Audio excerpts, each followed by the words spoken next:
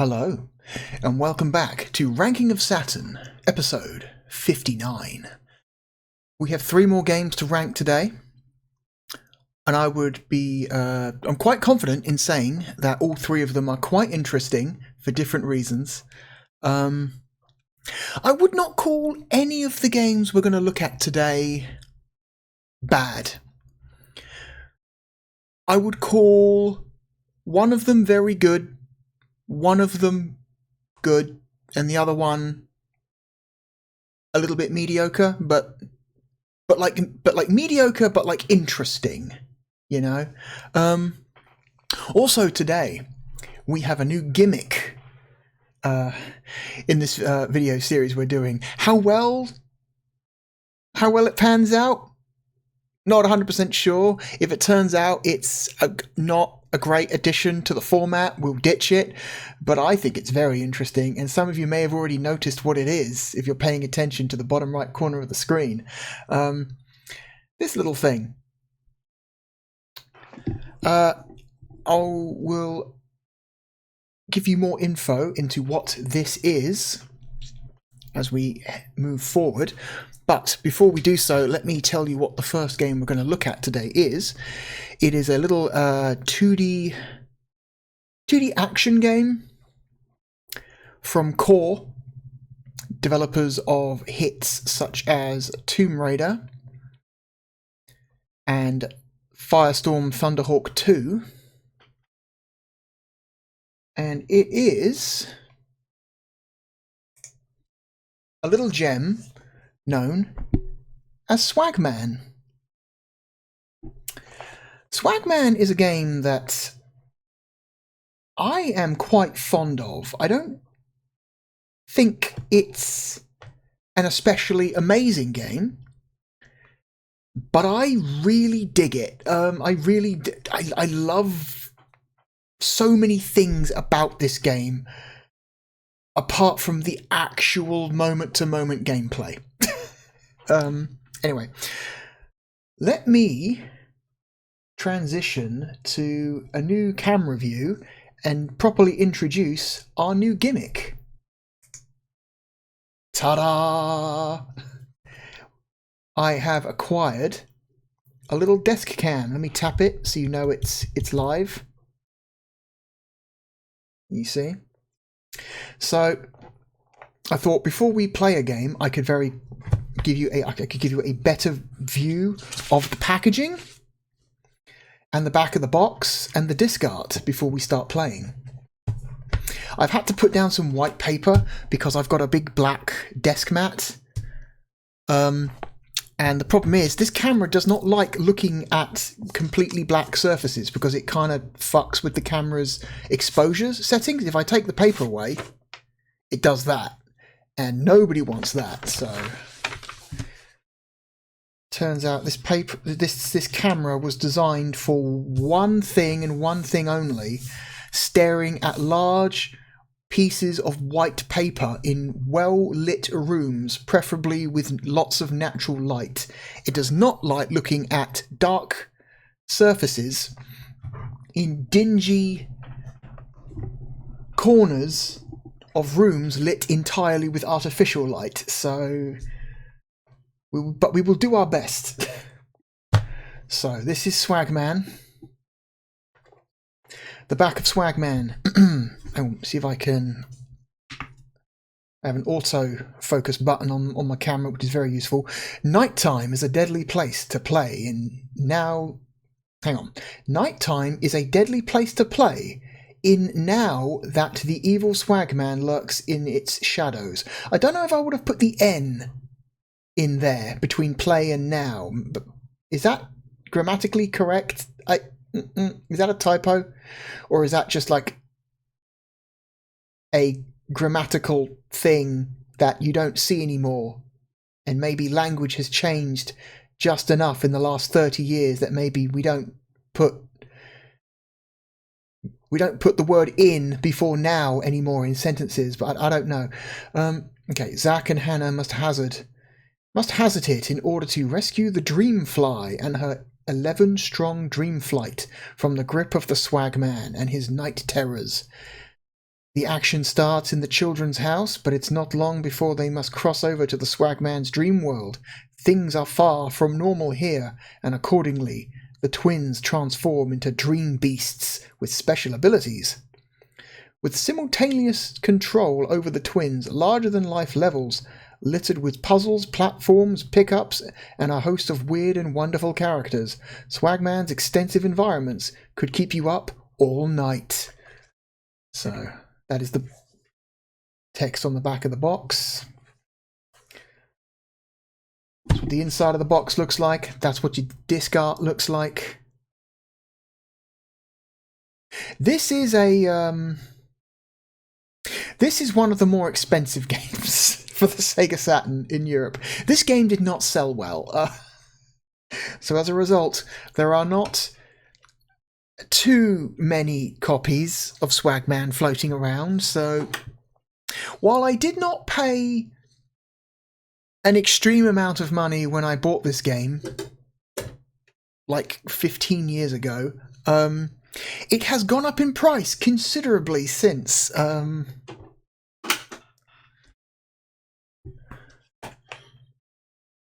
I don't know that it would be worth paying that much money for a copy. You're probably better off just downloading it and playing it on an emulator. There we go. Because while I do like this game, I would not call it essential. So, change back to the view. Hang on. I have so much stuff on my desk now. It's getting out of hand. Getting out of hand. There we go.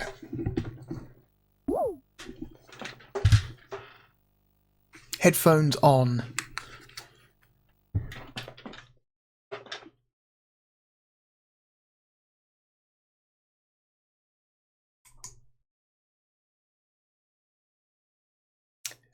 All three games that we're going to play today launched in July of 1997, including Swagman. Hang on, headphones are playing up. There we go, that's better. This game has quite a long intro. Oh, there's insufficient memory. Create a save game file. Okay, cannot be saved unless an existing file is deleted. An additional 33 blocks of free memory are required to save a game. Restart the game after deleting files. Okay.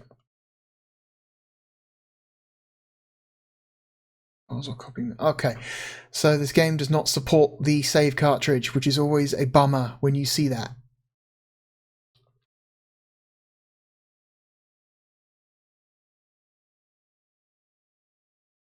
I think every single Sega Saturn game, if they support saves, should support the save cartridge. It's real dumb that some of them don't. Okay, let's quickly address that issue.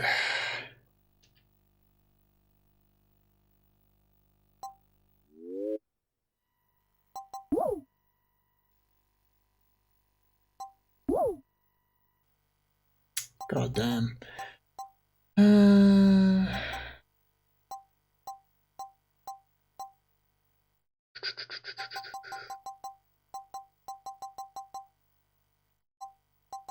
Get rid of the Sonic Jam save. We don't need that one.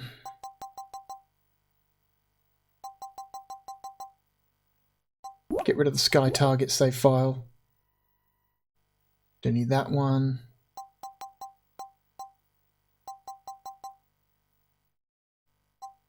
Get rid of the Guardian Heroes save file. Don't need that one.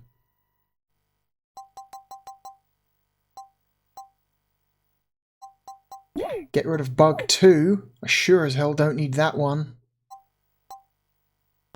There we go. That should be enough.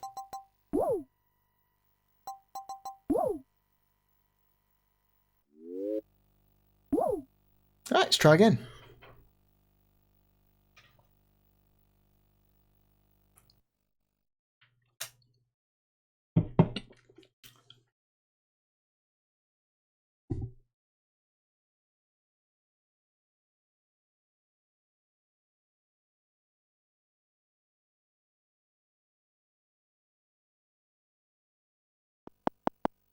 Okay.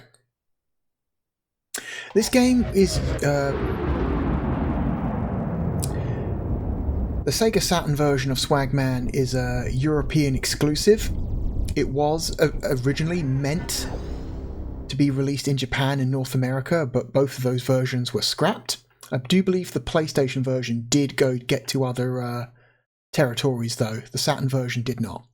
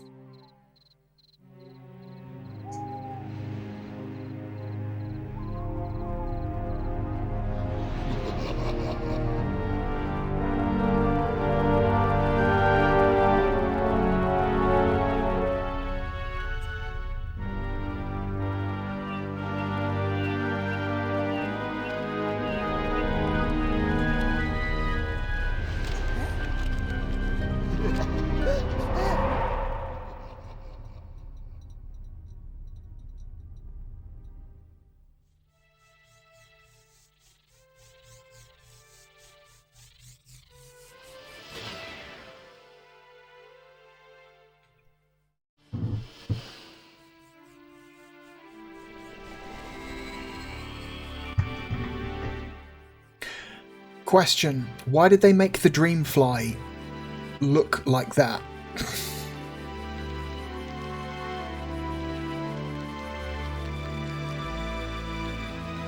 Why did they choose to make the Dreamfly look like that? Oh god.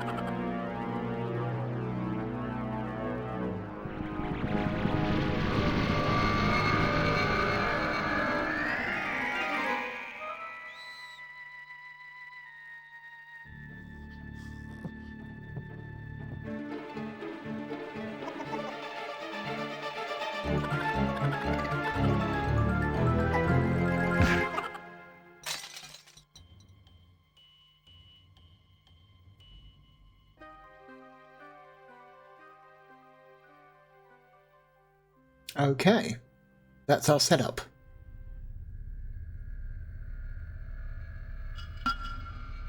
I do like the reflection in the glass here. You can see the Swagman reflected in the glass. It's a nice little touch there.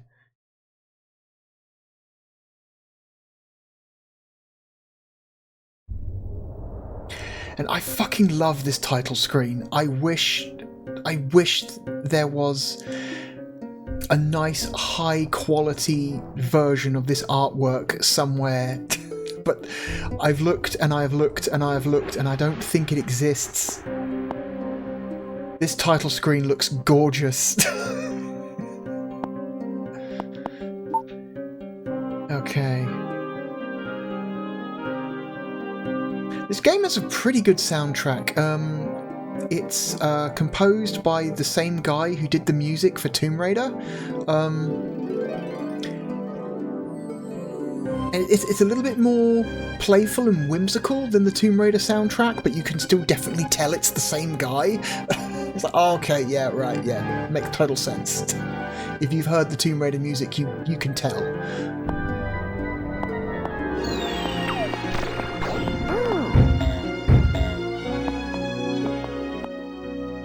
turn the game down just a little bit.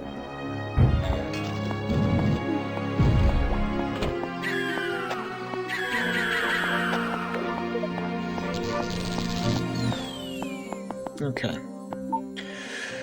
Control settings. I find this controller control screen to be slightly hard to read.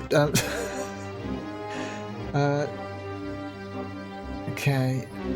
I'd much rather they just put the buttons next to the action instead of having to follow the green line up to the graphic of the controller. It's like not a great visual. Let's see. Inventory is the left shoulder button. Change character is X and Z. Push and pull is Y. Left hand is A, right hand is C, jump is B. Walk is right shoulder button. Okay.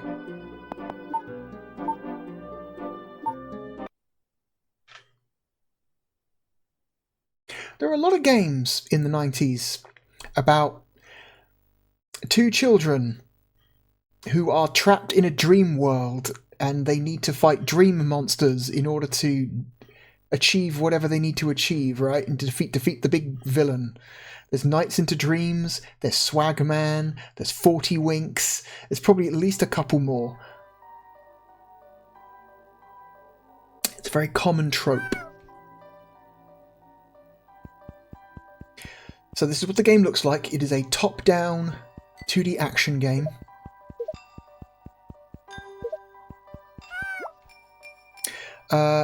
The Saturn and PlayStation versions look very similar. They basically use the exact same assets when it comes to 2D sprites.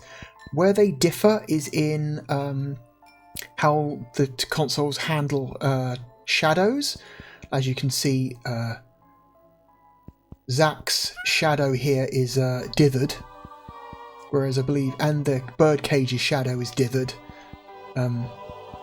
Whereas I believe in the PlayStation version, all the shadows use proper transparency. There are also other parts of this game that differ visually between the versions. Some of them in the Saturn's favour. The shadows is not something that is in the Saturn's favour. The PlayStation straight up has better looking shadows. Okay. Walk up to the birdcage to talk to his sister. Zack talks to his sister, locked in the cage. What's going on, Zack? I don't know. I think it was that book. Get me out of this cage, Zack. I'm scared. Me too. Okay, nice little conversation with our sister there.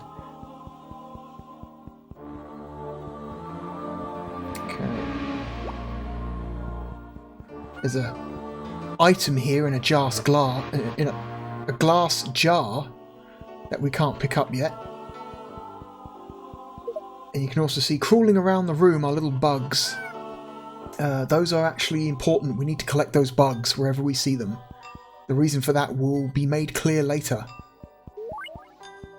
We walk over here and pick up our torch or a flashlight. This is our first method of attack in the game. Now, I really like this game stylistically. I think this game has really great vibe to it and style to it. The worst part of this game is straight up this.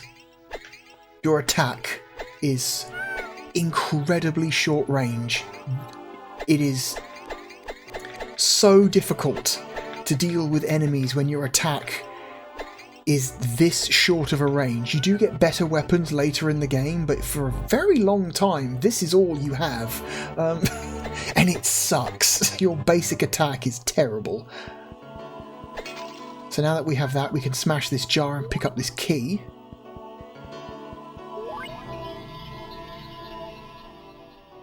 And we get this strange man. Welcome to the night, Zack. It's a creepy, ill-natured place. Especially now the Swagman lurks in its shadows. But don't fear too much yet.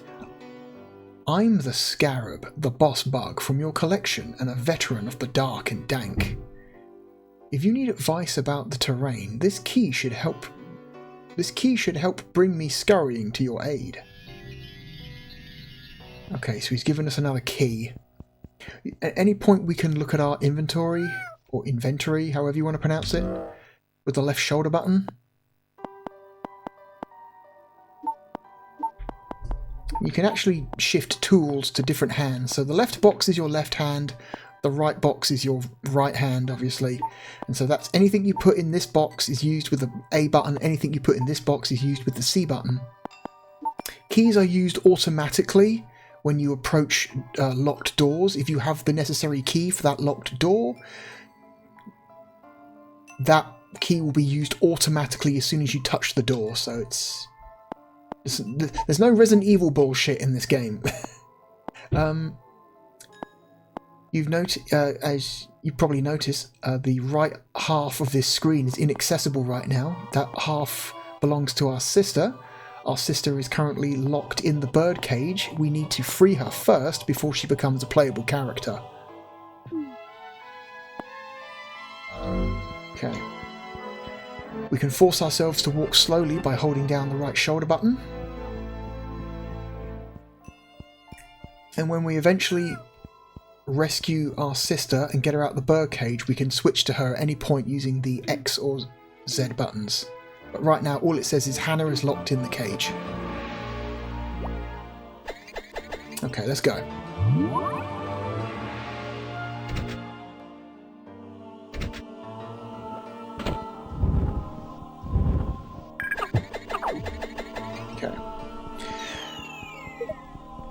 We've picked up some bombs. Bombs are useful for attacking enemies or opening up secret passages.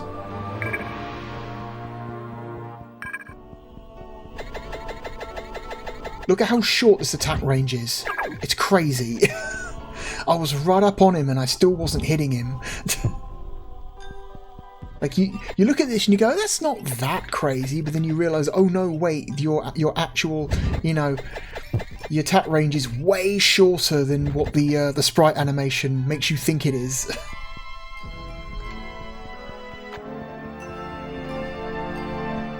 Okay, so we can't get in this door yet because we need a blue key.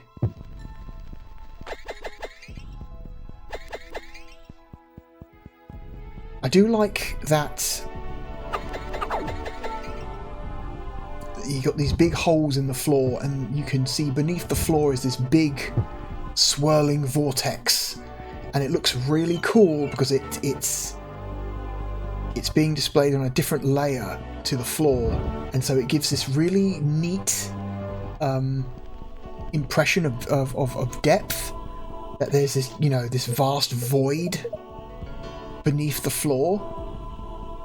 It looks great, I think, from like a presentation standpoint. The PlayStation version does not look as good in this regard. The PlayStation version, from what I remember, has separate vortexes for each hole, and they don't move separately to the floor. They're kind of locked in place with the floor, so you don't get that really cool, like, sensation of depth to the image that you do in this version. The occasional crack of lightning down there as well really adds to it. Okay.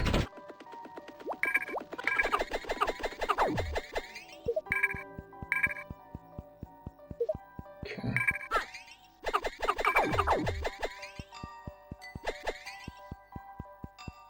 Okay, we're in the bathroom. You can also interact with certain items around the levels with your attack. So we want this key in the shower. We have to open the shower curtain by hitting it with our torch. Now we have ourselves another key.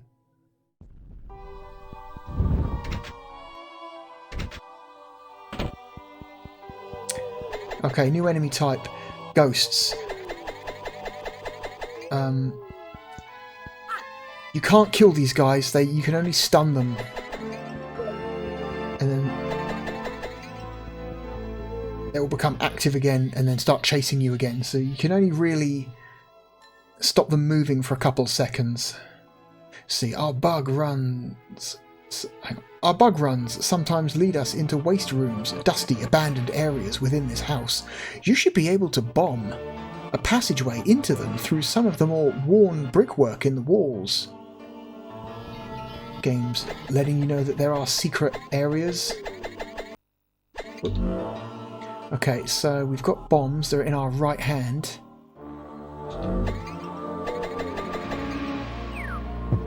We drop a bomb by the bed. Blast the bed out of the way. And that introduces us to a really neat visual thing in this game. Is that, yes, the majority of this game is sprite-based and 2D, but there are like visual, like 3D polygonal, like visual flares, which I think look really neat. Like that bed was clearly a polygonal object.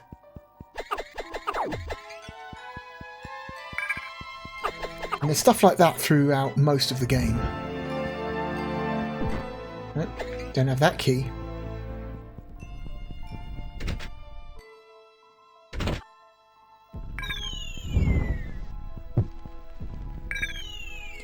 Enemies are pretty dumb. They will just walk directly into open pits. They're not smart enough to walk around them. If you're going to stay awake and beat this nightmare, Zack, you'll need to break into the Swagman's territories. Mirrors knit your world with these twisted, bad dream landscapes.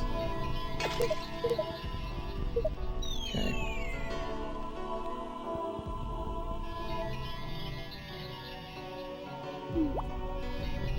Okay. So now we need to get across this bridge. It's safer if we walk. And then the bridge collapses behind us.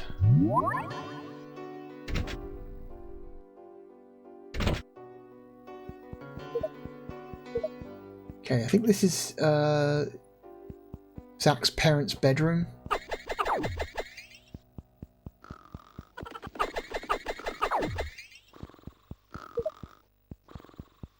As you can see, his parents are fast asleep, and nothing will wake them. You can jump on their bed, and they won't respond. What's cool is, you see, anytime you encounter something that's sleeping, you see they're emitting Z's or Z's. You can actually collect those, and your Z's or your Z's are your health. And those are infinite. You can keep returning here over and over and over again to refill your health if you need to. So, that's one of the more forgiving aspects of this game. Anyway, we need to get through here.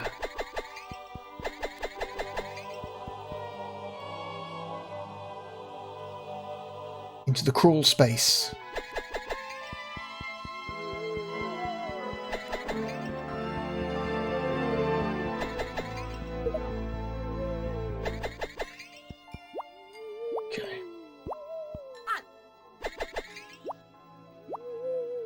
Oh my god. These guys are kind of annoying. Probably one of the more annoying enemies in the game. Okay.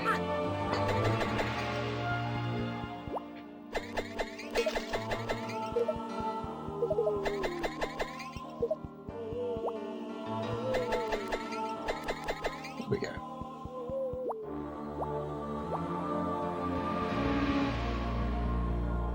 So we need to move this box.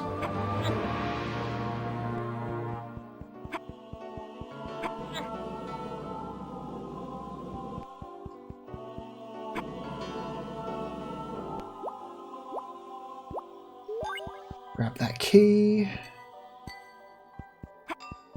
Now we need to escape.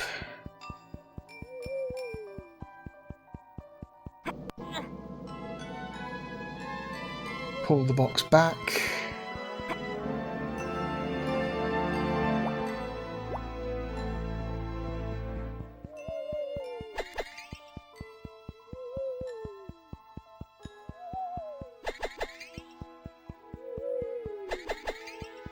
Okay.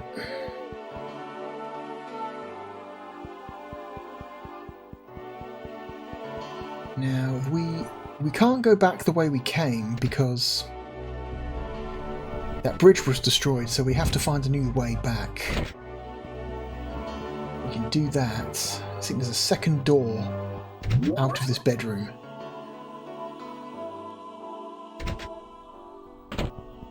And that was the door directly below Zach's room.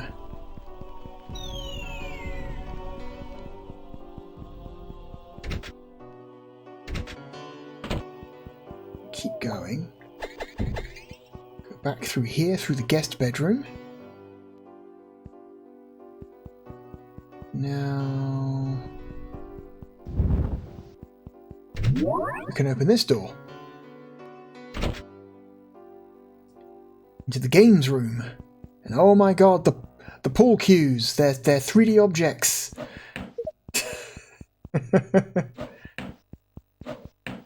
Stuff like this is really neat. It's one of my favourite parts of the game.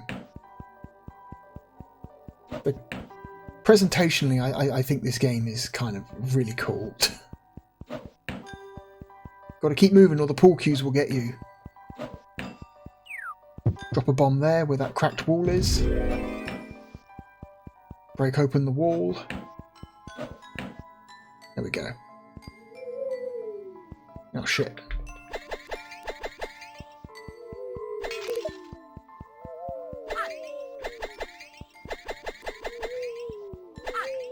God damn these things, they're annoying as hell.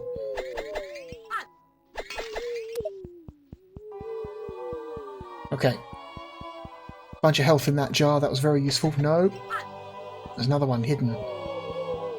Ugh, these are the worst. I'm just gonna go through. I'm just gonna go through, I don't care. There's way too many enemies there. Like, that was weird. How many enemies were there?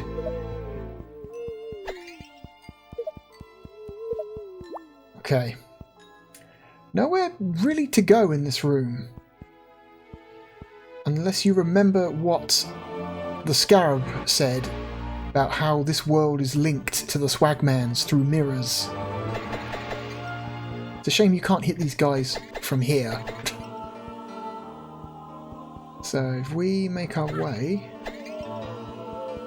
to the mirror and go through, we enter the next area, the Red Desert.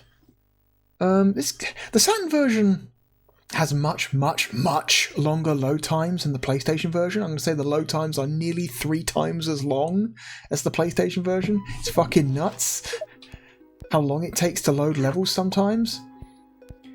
Okay, and in the mirror world, the kids take on weird, like, nightmarish forms.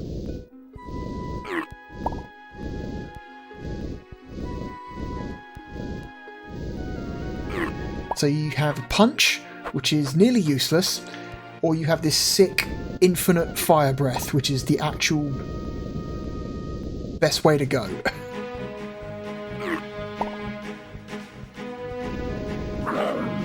Oh my god. Okay.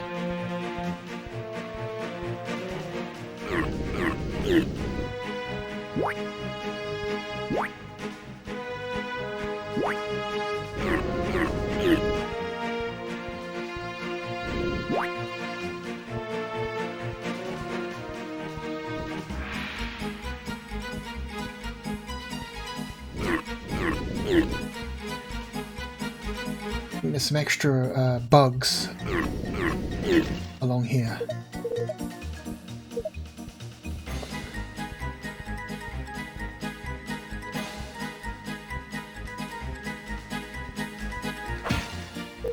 And some health.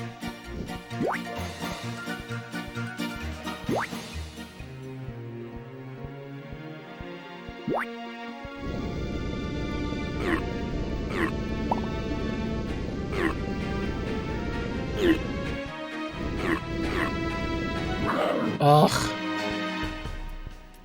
These guys have like fucking busted hitboxes. It's weird. There we go.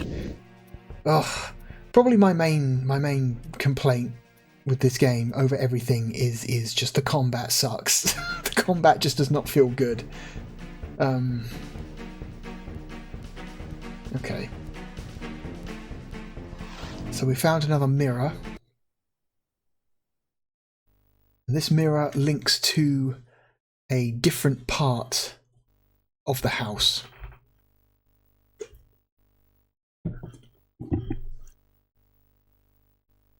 And we get another really long load time.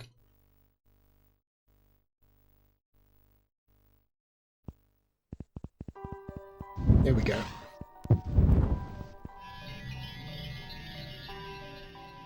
This terrain is scarily hectic. I can save your game so far if you like. Yes. Here we go. Okay. And then, so we're on the other side of the big chasm in the upstairs. Oh, no! Oh, shit. We got knocked into the hole. Sick. I can show you what the game over screen looks like.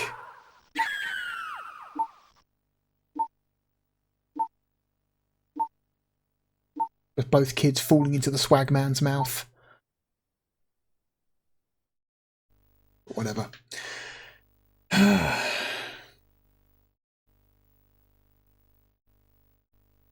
So we're going to load again. The PlayStation version loads much faster. So much faster.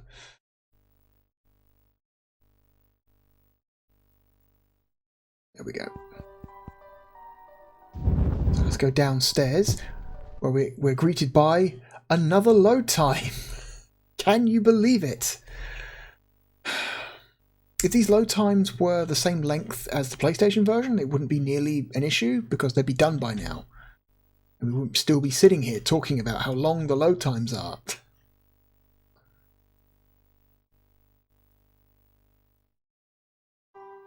Okay. So now we are downstairs.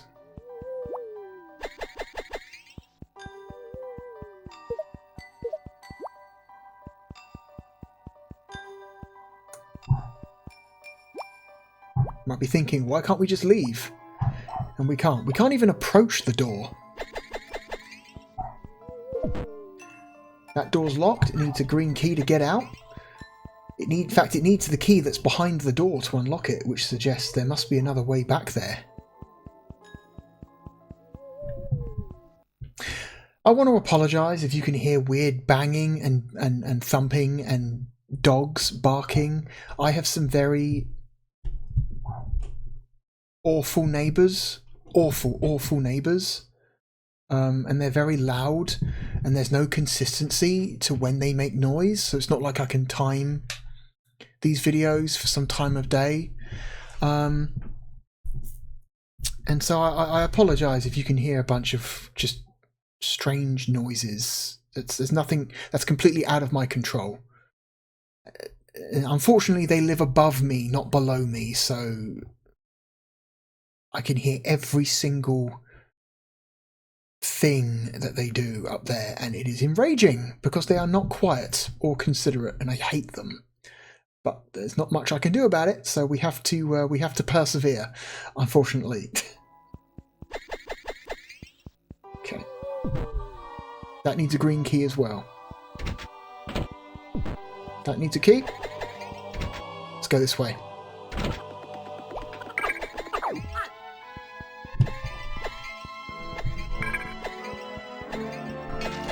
That little fucker stole my bombs.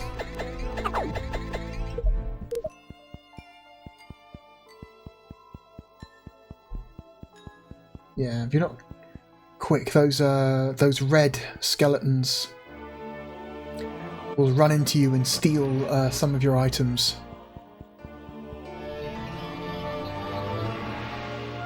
Search the garden hard when you're out there. They are always entangled with nooks and caverns, worth exploring.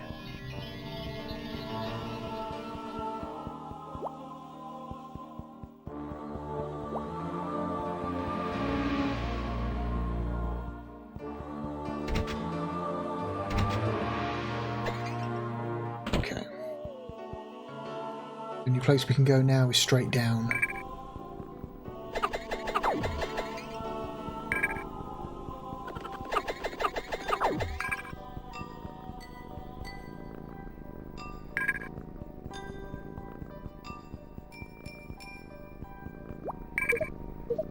This cat is sleeping here and emitting Z's, so we can gather those up to refill our health if we need to.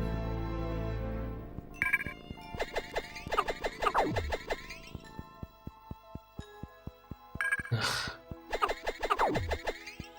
Okay. Got a red key.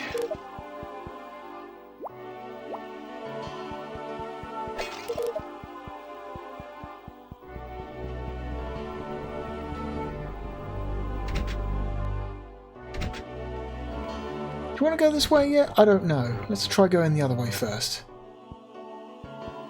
Aha! There we go.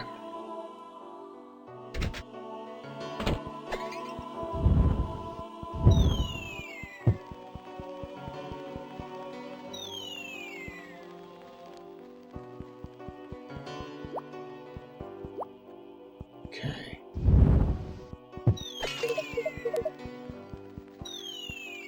Okay, so we want to be quick here because the ground will collapse underneath us after we cross this area, so like that.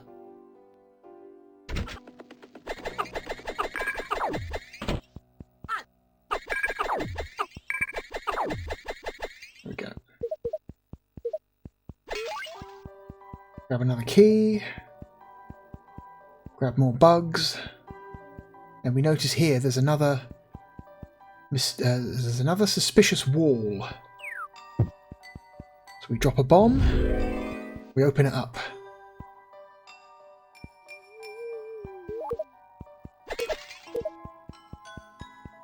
Grab some more bugs. We can now open this door. Oh, fucking things. There we go. Go back to the kitchen. Have the cat give us some more health.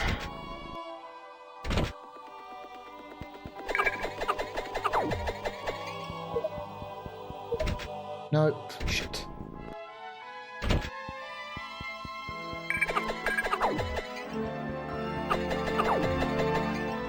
Luckily it takes a while before enemies respawn in this game, so, you know, leaving a room and coming back doesn't automatically mean the enemies all come back, which is nice.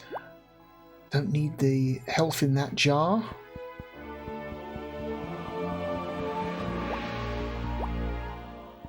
Nothing up there. Let's head outside.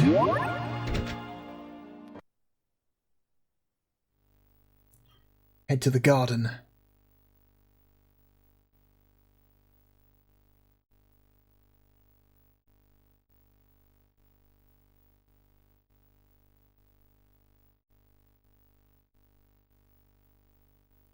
When you're ready. There we go. Okay. So...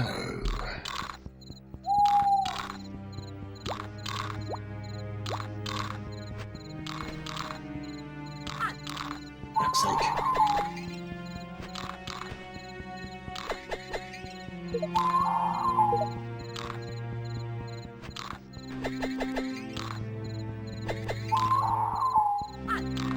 Fuck you. Okay, can't hurt those pumpkins. Oh, fuck's sake.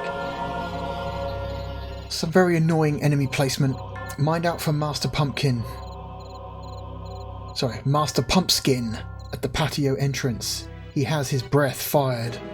He has his breath fired on like an oven burner. Even I can't creep a trail past him. You'll want that warp marble he's guarding over though, as it will enable you to release Hannah from her shrunken state. Okay.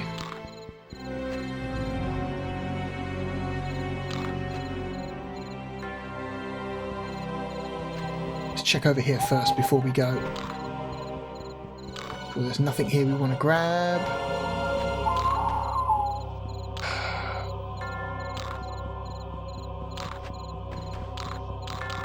Okay. Anything up here? No, not really. No. Okay.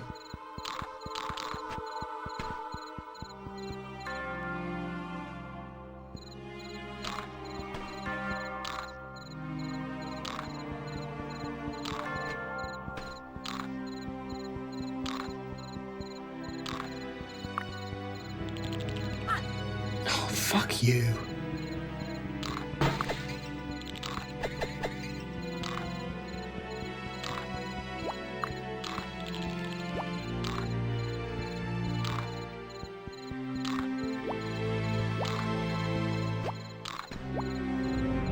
Okay. What is the point of this? Can I push this?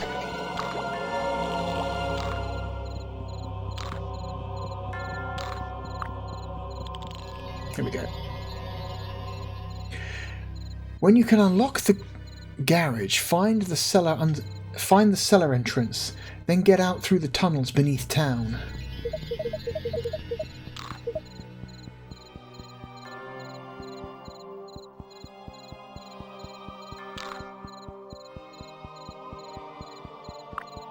Oop.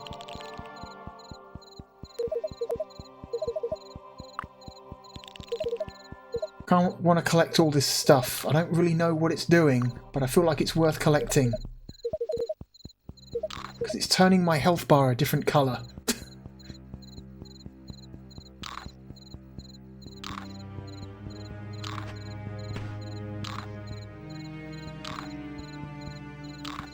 Oh. Ugh. Okay.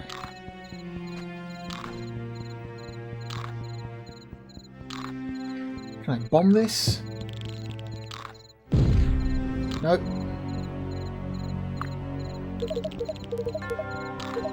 For some reason I could knock over that trash can, but I couldn't. I can't do anything with it afterwards.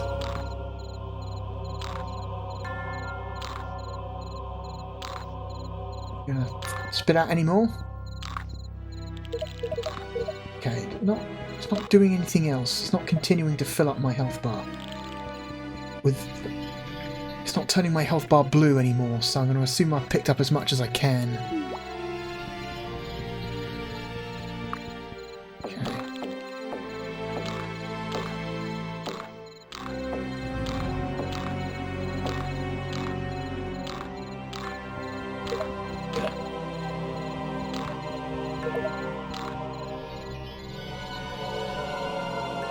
This terrain is scarily hectic. I can save your game so far if you'd like.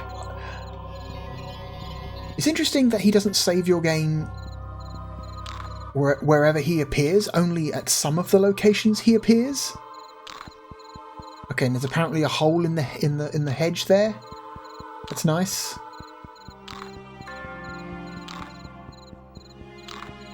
Okay, so we need to get into this well. But the edge of the well is too high.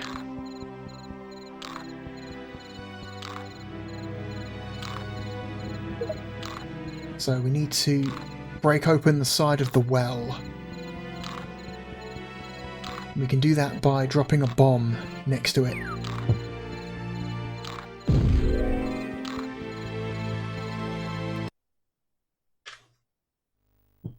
And we're greeted with another load screen.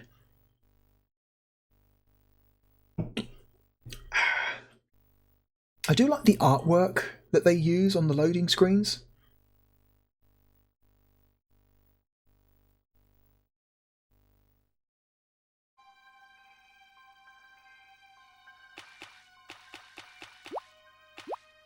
Okay.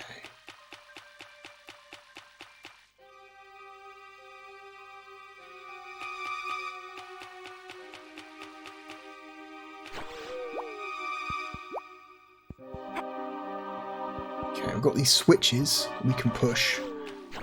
And switches reverse the the direction that these little spike traps move.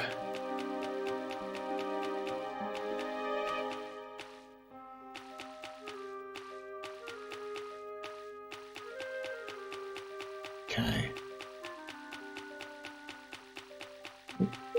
Little corner here where there's some more bugs to pick up.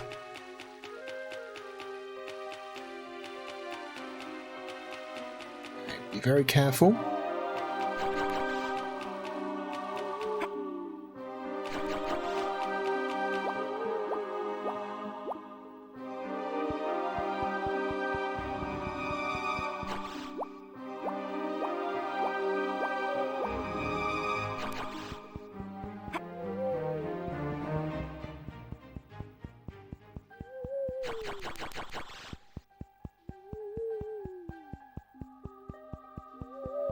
Oh god. Sorry, just run around you. Fuck off. And then we head back out into the garden again.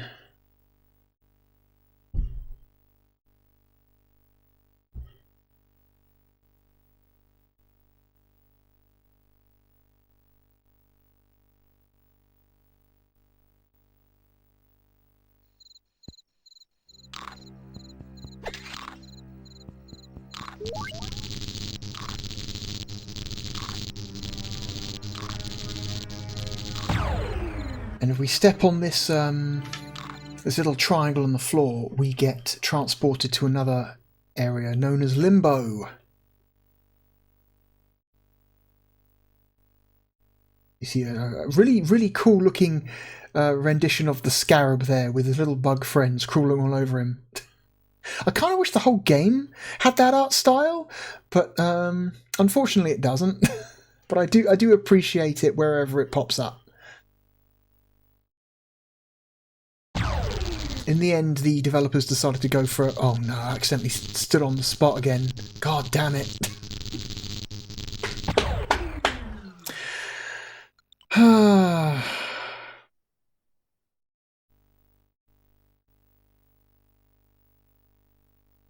Oh well, we just treated ourselves to another couple of loading screens, which is always a pleasure. Oh boy. They should give you an option. You should step on the triangle and it should ask, hey, do you want to go here? Yes, no, instead of just doing it. Oh, there's a fucking pit there. Why is there a pit there? Oh, I wasn't paying attention. Oh, whatever. For some reason, my brain just didn't register the giant hole in the bottom of the screen. Now we're treated to another load screen.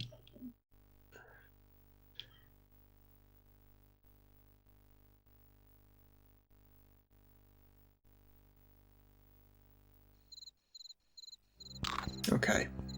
Do not step on the triangle. Oh, fuck me. I did it again.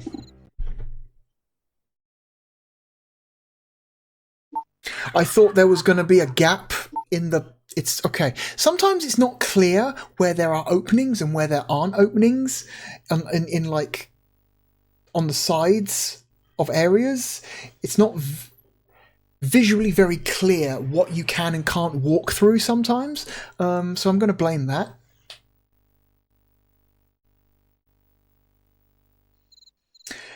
And I'll tell you what, before I do anything else, luckily this game has infinite continues, you can just keep trying over and over and over again. Before I do anything else, I'm going to quickly go do something. I will be right back. Okay, and I'm back. Sorry for the delay.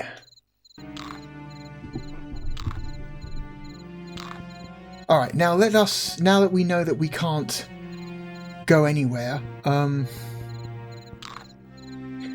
let us intentionally this time stand on the triangle. Okay. And not fall down any more holes if we can help it.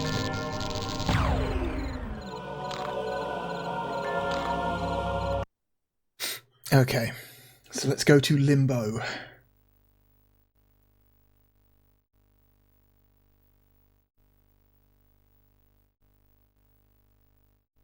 And I will show you why collecting the bugs is so important.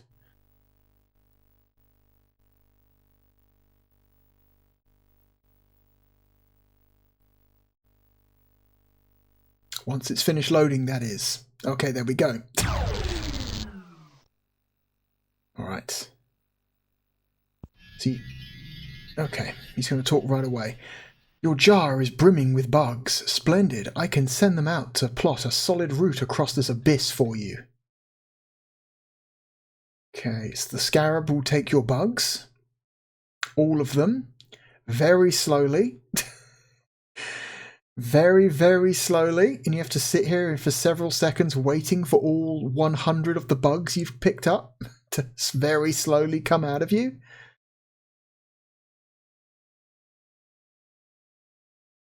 Okay, and then they will guide the way across these stones.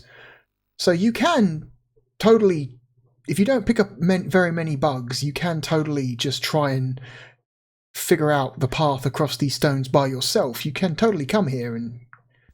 But all of the stones not highlighted by the bugs will collapse when you try and walk on them. And so it's always the same path every time. So you can look at this path that's appeared this time and it will be the exact same path every time you play the game. So you can learn or, you know, make notes of where the correct stones are. So you don't have to spend so much time collecting bugs in the future. So we don't want to go to that platform straight away. Instead, we want to keep going. Because there's a bonus platform all the way up here that has health and more of this water. I don't know why I'm collecting water. I don't know what it does. Or I don't remember what it does.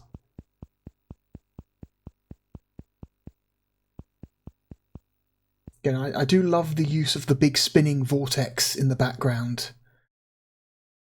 With the occasional flashes of lightning. It's such a cool looking effect, I think.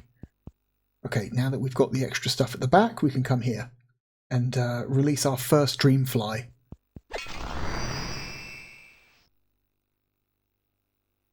Thank you for rescuing me from that nightmare. However, there's still 11 more of the Dreamflight in captivity. Okay, and she will transport you to the first boss. This game has a weirdly hard first boss. I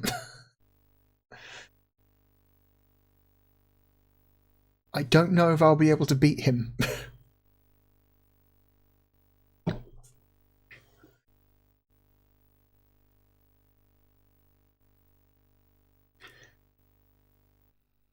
He has 2 phases.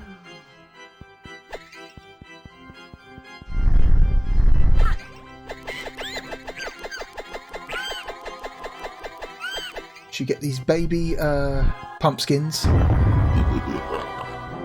You can swat them away.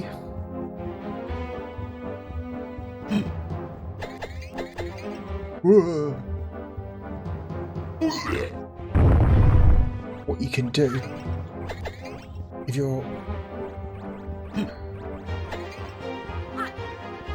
Oh, damn it. Okay.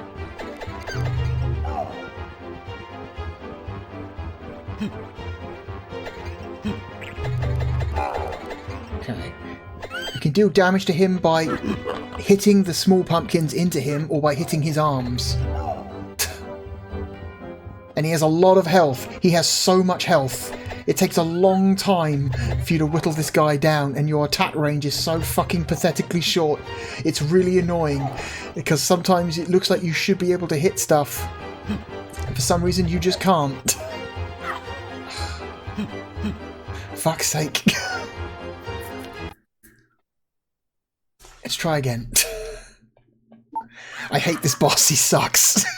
He's poor. I don't think he's very fair. For a first boss, I don't think he's very fair. Especially when you have this incredibly shitty attack that you have this early in the game.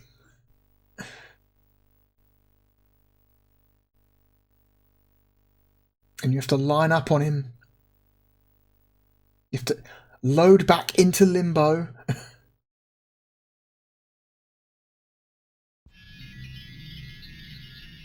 Reload the bugs.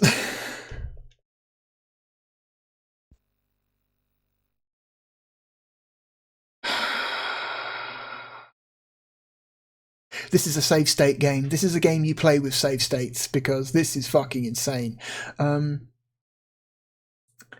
Why they couldn't just reload me outside the door to the boss, I don't know. The fact that you have to go through this song and dance again is a bit of a pain in the ass. I do like this game. I do like this game stylistically. And but man, there are some real rough edges to this game that I wish were better. Oh, and they didn't spawn us with full health. They've spawned us with, like, reduced health. So now we have to go all the way over to the other platform again to pick up our health again.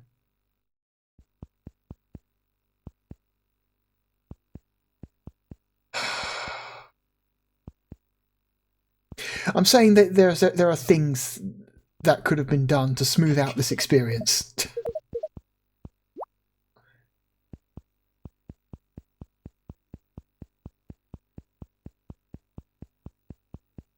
Okay. Okay, now after doing all that again, we get to load back into the boss again for our second attempt.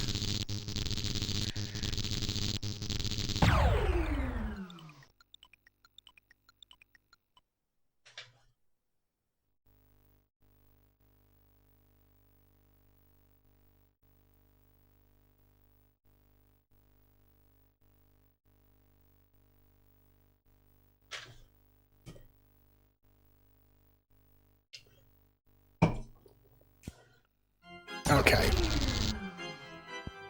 So we try...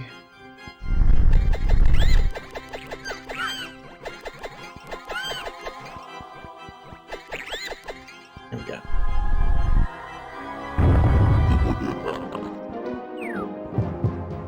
Hit him with bombs. No, bombs do nothing to him. Fuck.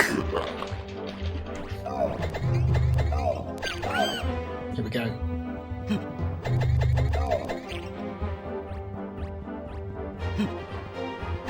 No. And you can't touch his arms because his arms hurt you, and so you have to be very careful where you lead the arms because they can cut you off.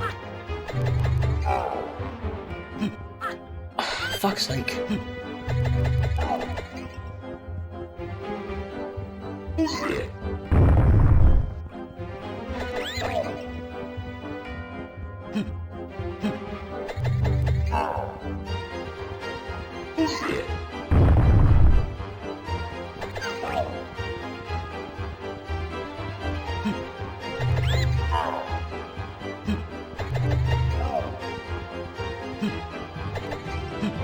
Oh, come on. It's so dumb. I hate this boss so much. It's so fucking stupidly hard. We'll try one more time.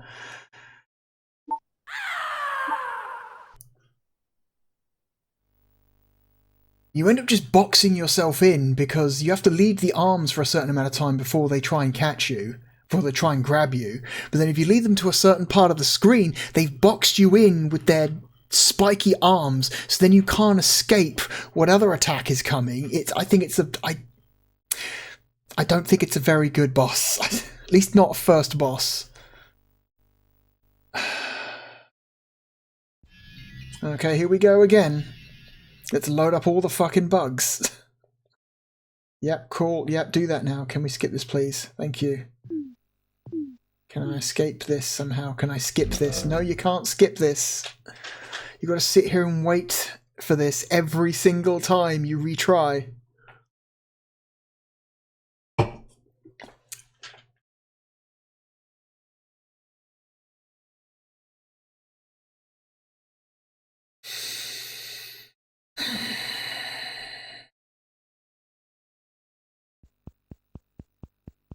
And we've got to go and get our health again because we've spawned with half health. And the bugs don't move very fast. You have to keep stopping to wait for them to highlight the next stone.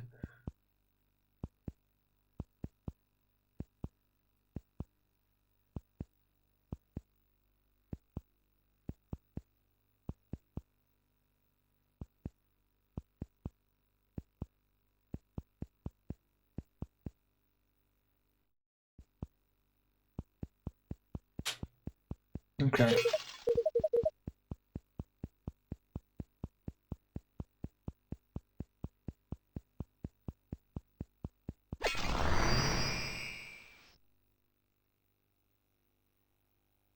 Okay, yeah, thank you very much. Thank you for rescuing me from this nightmare. Take me to the boss, please. Just take me to the boss.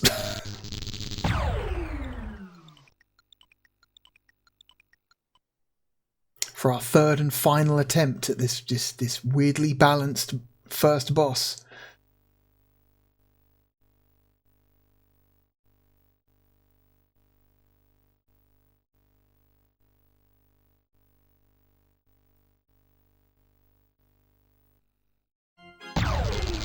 Okay.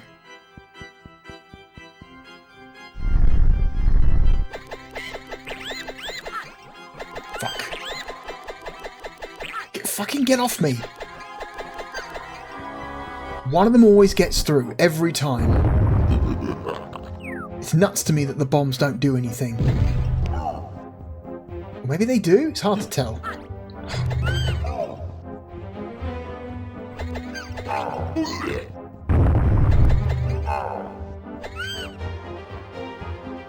Okay, avoid the arms.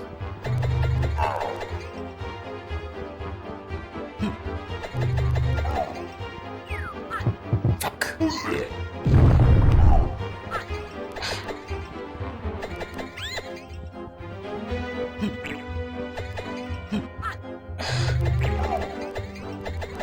Oh, and your attack sucks so much dick. Oh my god, it's awful.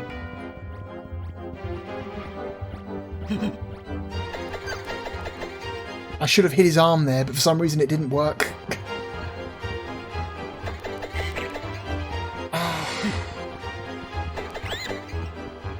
No, get away, no. I fucking hate this boss so much. It sucks. Or rather, I should say, it's your attack sucks. The attack is awful. I'm done. We're done playing Swagman. There's a lot about Swagman that I like, but there's also a lot about it that I dislike. It's a shame. It's a shame because I think the good parts of Swagman are really good, like the presentation, the overall style and presentation. I think is really neat. But my god, the part where you play it could be so much better. And it's a short list of fixes as well. Like, you know, fix number 1. Give the player a better attack, you know?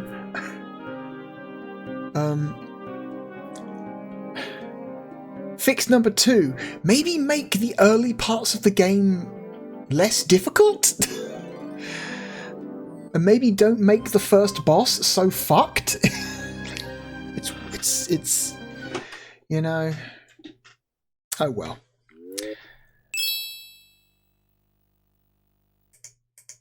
Where are we going to put Swagman?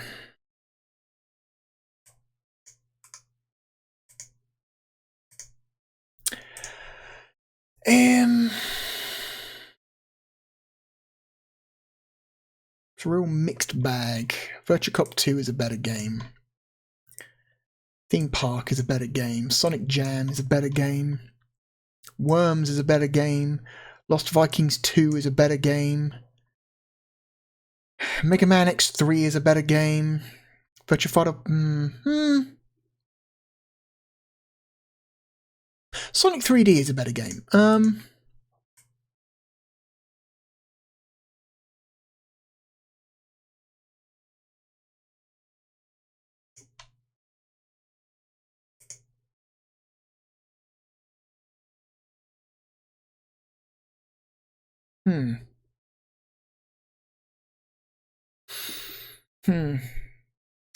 I like Swagman more than Street Fighter the movie.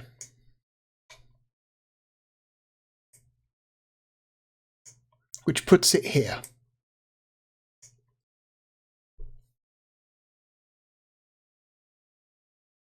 Somewhere in the 60s to 80s range.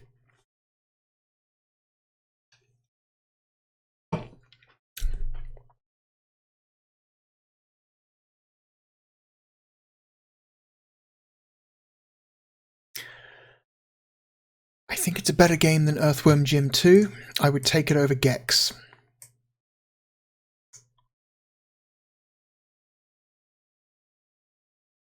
I would take it over Mighty Hits.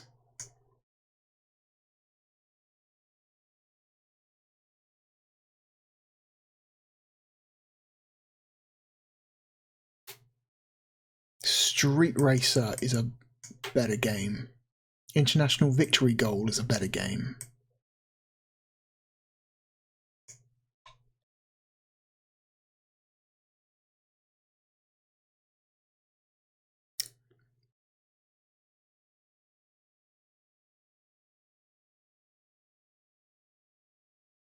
I would take Swagman over Sky Target. I think Valora Valley Golf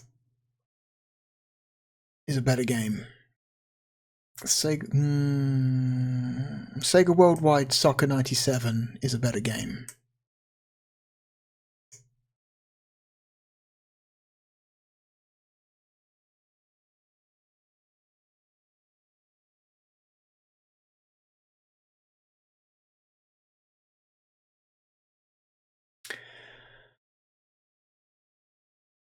I would personally take Swagman, even with its flaws, over UMK3.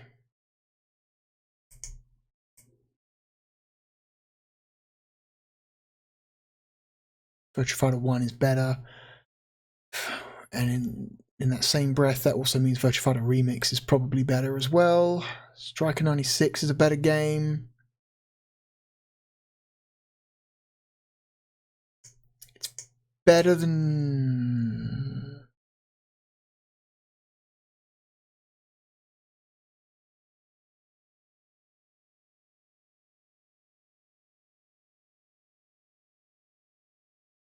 It's better than Shockwave Assault.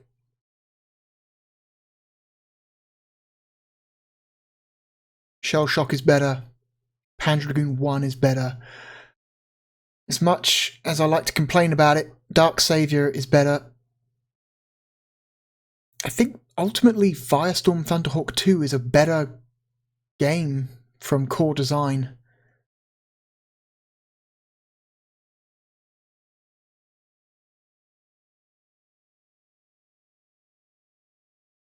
It's getting hard though. Shining Wisdom has a lot of issues, but I think overall Shining Wisdom is still a better game than Swagman. The Saturn version of Tomb Raider has a ton of issues, but I still have more fun playing Saturn Tomb Raider than Swagman.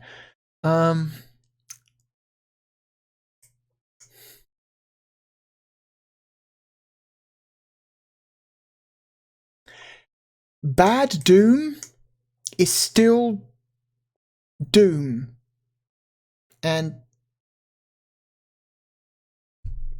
it's still relatively enjoyable to play as long as you understand what it is you're dealing with when you play this version of Doom. Yeah, I'm gonna put Swagman between Doom and Shockwave Assault. I want to like Swagman so much. There's so much about this game that I really like. Stylistically, its presentation, its soundtrack. There's so much about it that I like a lot, but there's a lot about it I just wish was better. It's so... Game needed at least one more pass. one more pass.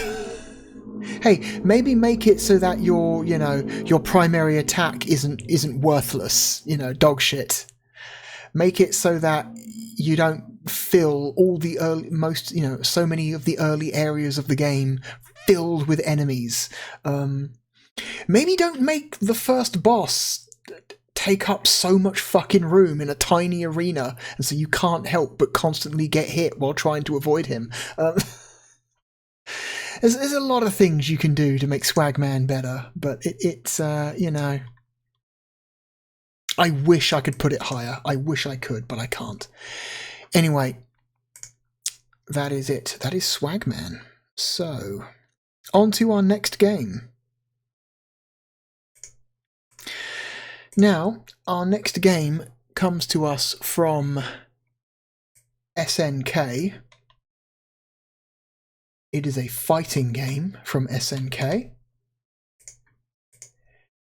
And it is the only game of this franchise to reach Europe on the Sega Saturn. I believe several games from this franchise were made for the Sega Saturn in Japan, but this one is the only one that made it outside of Japan. And the next game that we are going to look at is... Come on now, where are you? King of Fighters 95. Hang on. There's setup I need to do now because of all this shit I've got in front of me.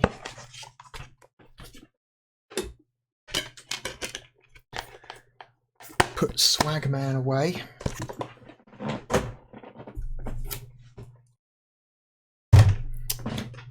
Put the paperback down.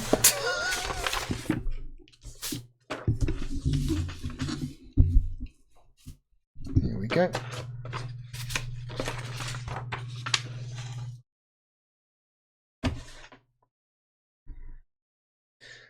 All right, and then if we switch back over to the desk cam, here we go. So, King of Fighters is unique in terms of its packaging to any other game we've seen so far this series, in that King of Fighters 95 is the first game to come bundled in a rather large cardboard box. Whoops. Okay. Now, in the cardboard box, you get two things. Whoops. You get a regular game case that looks very similar to a lot of the game cases we've already seen. And you also get one of these. This is the only game released in Europe for the Sega Saturn that requires a cartridge to play. There are... I think there's at least one more game released in Europe that can make use of a cartridge, but does not require a cartridge. We will talk about that game when we get to it. But so people make the mistake of referring to the King of Fighters 95 cartridge as a RAM cart. It is not a RAM cart. It is a ROM cart. It's very different. The difference between a RAM cart and a ROM cart is in the name. A RAM cartridge contains no data, just RAM chips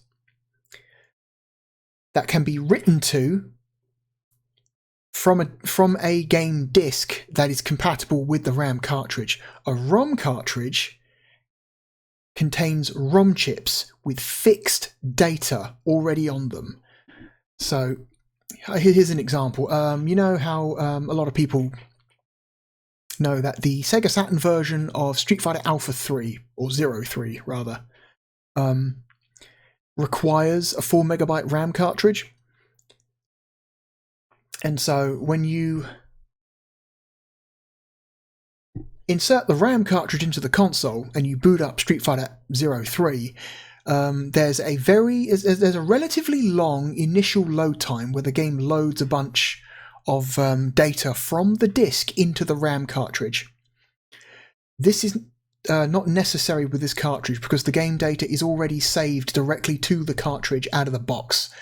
In order to run King of Fighters 95 on the Sega Saturn, you need both the disc and the cartridge. This game will not work without this exact cartridge.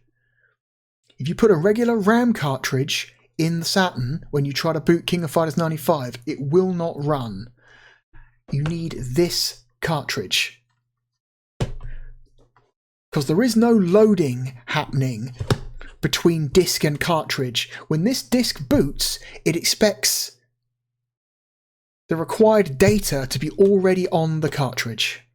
Hopefully I've made my point there and you understand what I mean when I talk about the differences between a RAM cart and a ROM cart. Okay.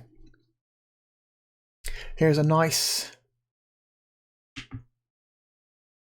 view of the King of Fighters 95 cartridge. This is what it looks like. Here's a view of the back of it. Here is a comparison with a save cartridge, an official save cartridge. As you can see, it uses, got to keep pressing the autofocus button, it uses the exact same outer shell as an official save cartridge, except with a couple of minor differences. As you can see, this is the Sega logo is missing because even though Sega manufactured this cartridge for SNK, this is technically not a Sega product. This is an SNK product, so they removed their name from the back of the mold. Also, because this is a European cartridge, you have English text embossed into the surface of the plastic, whereas on Japanese cartridges they only use stickers. Okay.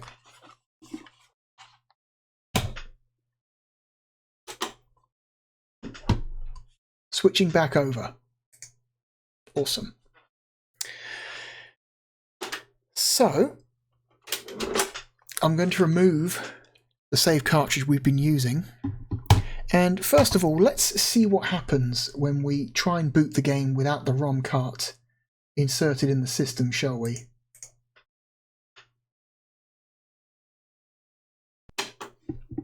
Hang on. There we go. Oh, I forgot to do the inside the case view. There we go. That's what King of Fighters 95 looks like inside the case.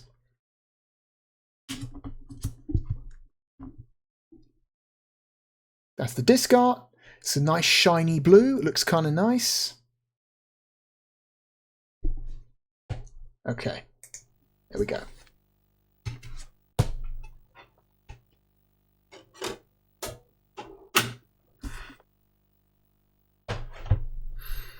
I believe only a handful of games in Europe were ever sold in the large cardboard box.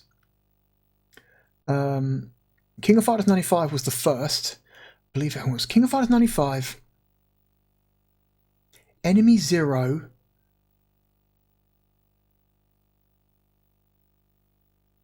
Panzer Dragoon Saga, and one more, Riven. I think it was only 4 games were sold in the big chunky cardboard box. So, all right. Let's try launching the game without the required ROM cart and see what happens, shall we? So there were other King of Fighters games. Yeah, see, ROM cartridge is not inserted correctly. Please turn off the power, insert the ROM cartridge again. Okay, and because it's a cartridge, we should really turn off the power before inserting or removing a cartridge. These are not hot swappable. always turn off the power before inserting or removing a cartridge from your system. It's very important. So yeah, there were other King of Fighters games released for the Saturn. I think King of Fighters 96 and 97 were also released for the Saturn, but only in Japan. And those games also came with cartridges, but those were RAM cartridges, not ROM cartridges. So those operated in the same way that Capcom games used cartridges, in that there was no game data saved directly to the cartridge. Instead, it was just a blank cartridge that the disc saved information to, and then that information disappeared when you turned the game off. Okay. Hopefully that works. Come back to me. There we go. Now, is the cartridge going to work, or do I have to reseat it a couple of times to make sure it has a good connection?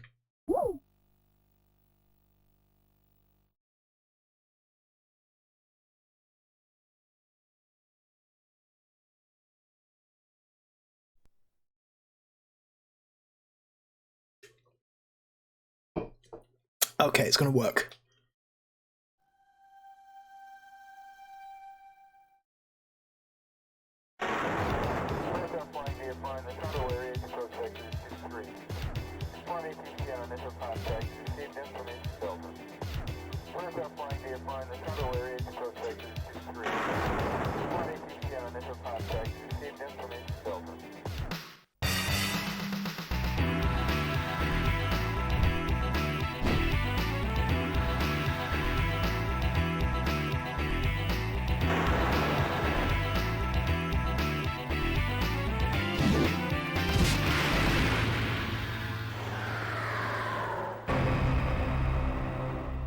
King of Fighters. Okay, pretty cool intro. Oh. I'm going to very covertly plug in a second controller into the system right now because this game has no practice mode. And I'm not very good at King of Fighters. I'm just not an SNK guy. I never really have been. I'm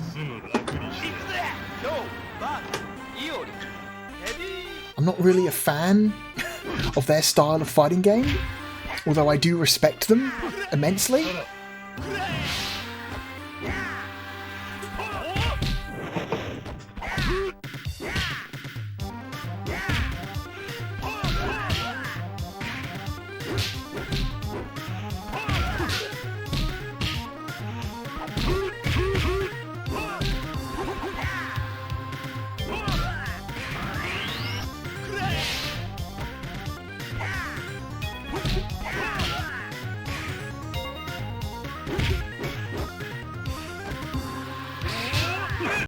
This demo, oh no, it's finished. Okay. Watch the intro one more time and then we'll mess around with it. Yeah, I've never really liked SNK's particular style of fighting game. I just don't think they control particularly well.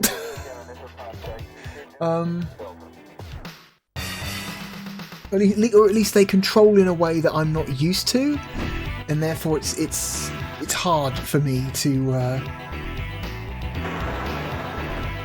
learn, because I've spent my entire life playing Capcom games, and it's like SNK fighters control just differently enough that it kind of messes with your you know, it messes with your instincts if you've been playing Capcom fighting games your whole life. Okay.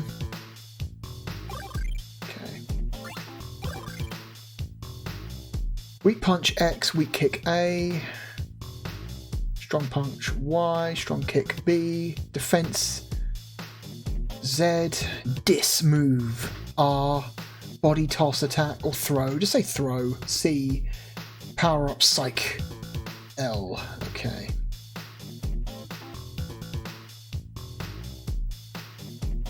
Dis, defense, body toss. Okay.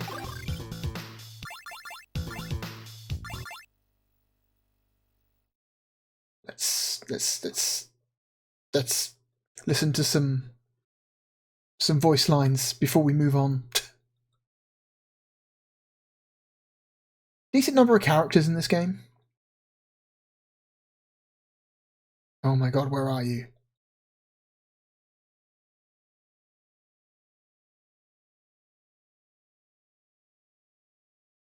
How many fucking...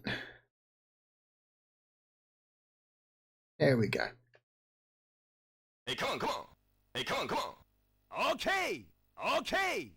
Ha, ha. Ah! Ah! Ah! Oof, oof. Ha, ha. Huh, huh. Ha, ha. Power Gazer! Power Gazer! Power Tank!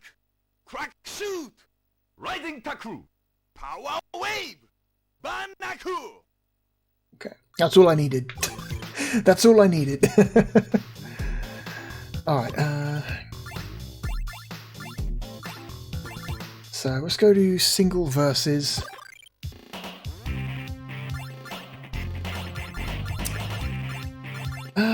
Quite a decent number of characters. It's a shame that they don't give you like some like artwork and a name when you select a character.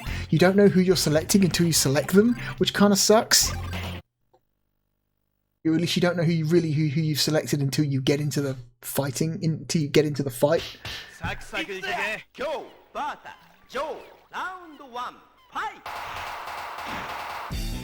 Okay. Okay. Okay.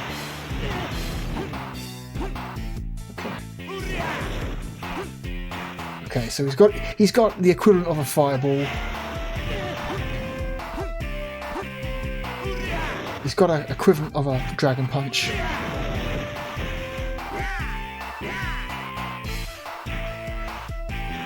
He's got kind of a long-range lunging kick thing.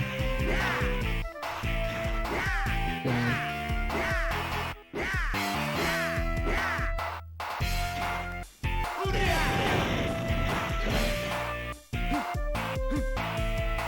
So the block is not really a block, it's more of a dodge, so it's more reliant on timing. That's your dis move, which is just a taunt. That's your throw.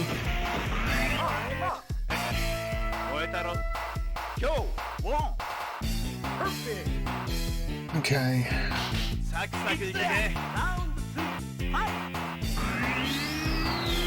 You can charge up your power meter with the left shoulder button.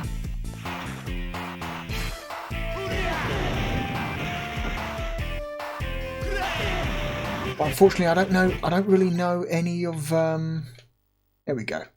So if you pause and hit the C button, you can bring up a limited move list on screen. It doesn't actually give you any actual combos though, it just tells you the basic move inputs, which is not that useful. I do like that the background keeps moving here though, even in paused.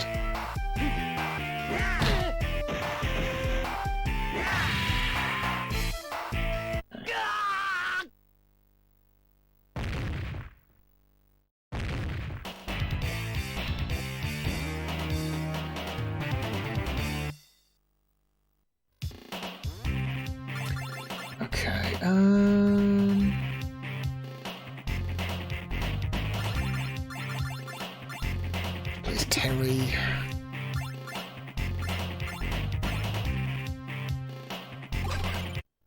This dude, forget his name.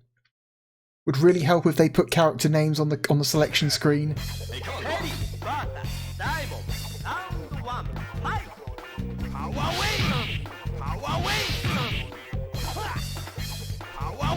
Okay. Okay. Okay, backwards. Quarter circle punch does that. Okay. Dragon punch motion plus kick does the power dunk. Okay.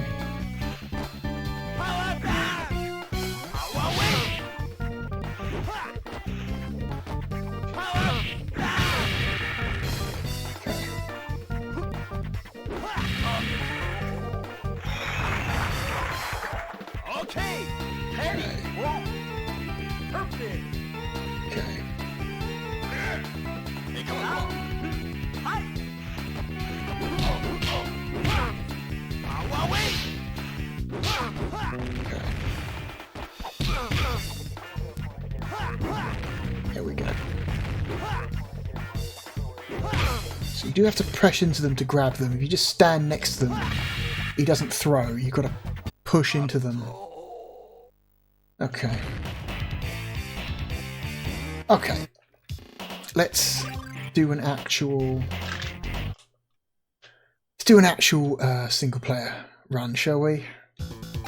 Don't expect anything good because I'm not good at SNK fighting games. So, you've got single play or team play. I prefer. Fuck it, let's do team play. You've got to select a team. Team edit? No.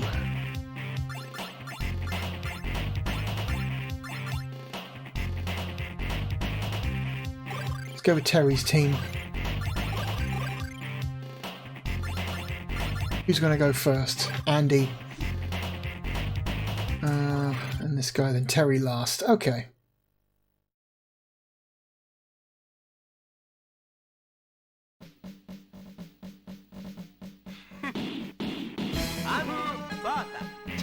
Ready.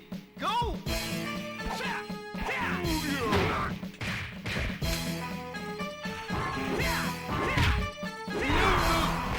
Ugh, Jesus Christ, he hits hard.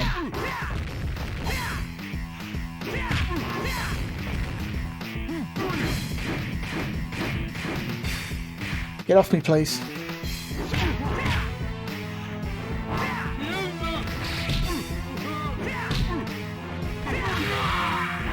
Okay. Characters animate well. The sprite, the quality of the sprites is very good. The backgrounds look good.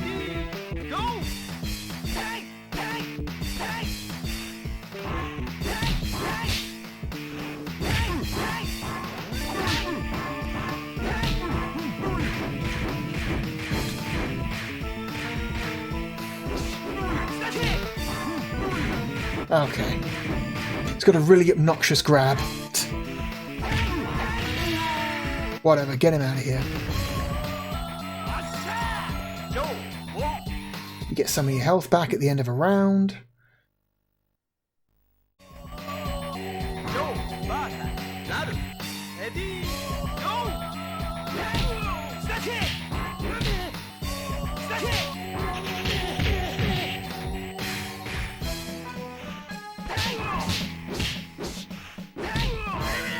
Right, he's out. I don't care.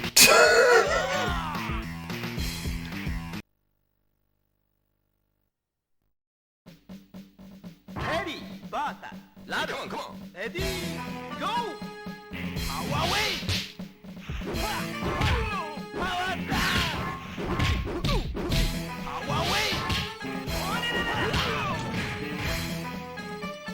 Bandaku. Bandaku. Okay, ready, walk.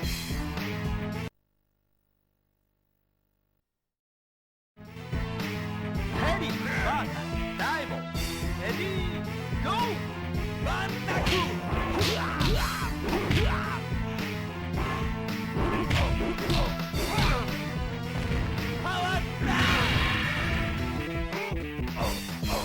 Okay, he got the grab first.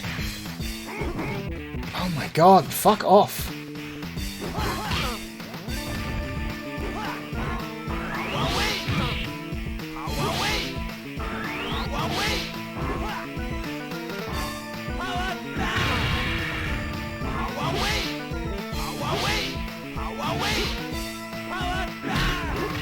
No, it's fine.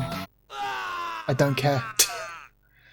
I do like the ending though, where you, after a fight, you get this like cinematic, you know, white screen and the character just falling to the ground.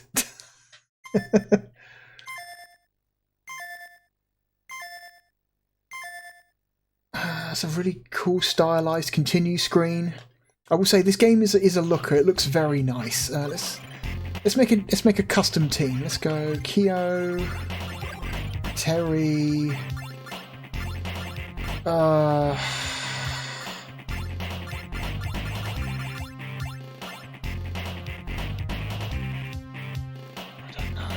don't know. Okay, Athena.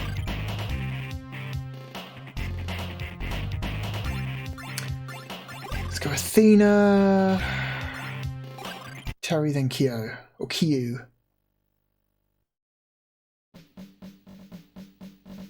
I have no idea what Athena's moves are. Okay, she got a fireball. And she jumps really high, wow!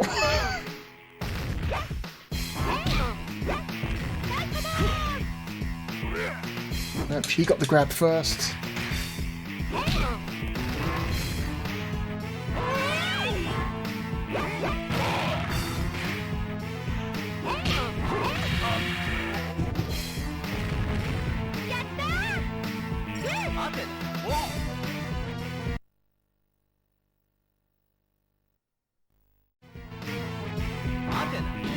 Now this guy again. Oh damn, he's got an obnoxious grab.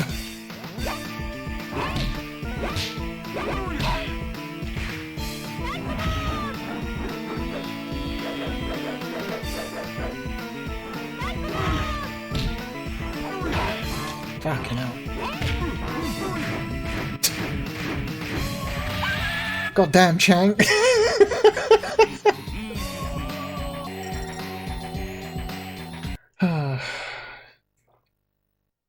It's safe to say that the character sprite data is not saved to the cartridge. It's not stored on the cartridge, because every time we have to change characters, you get a loading screen, which means it's coming off the disc and not the cartridge. I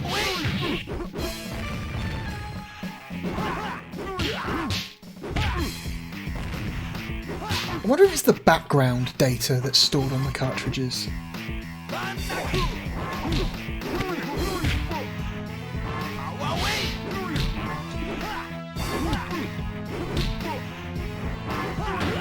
Fuck off.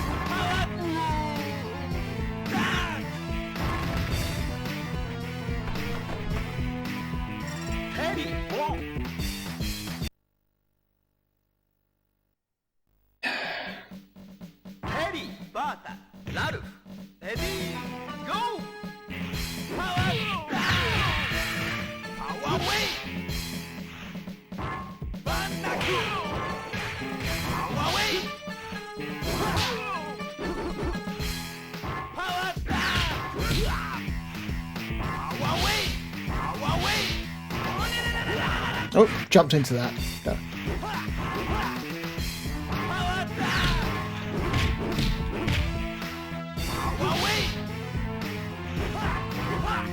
Shit.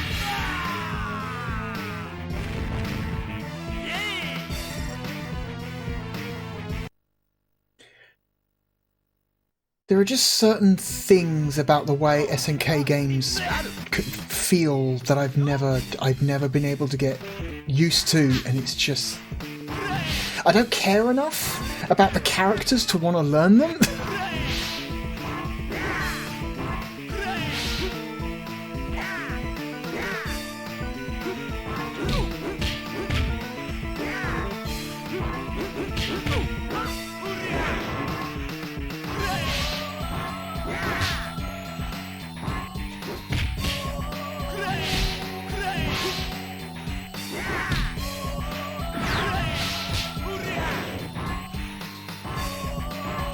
I'm not going to time this guy out.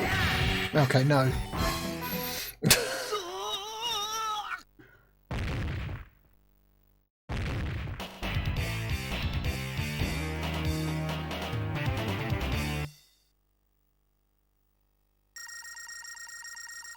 I've always thought the cover art to King of Fighters 95 was really funny.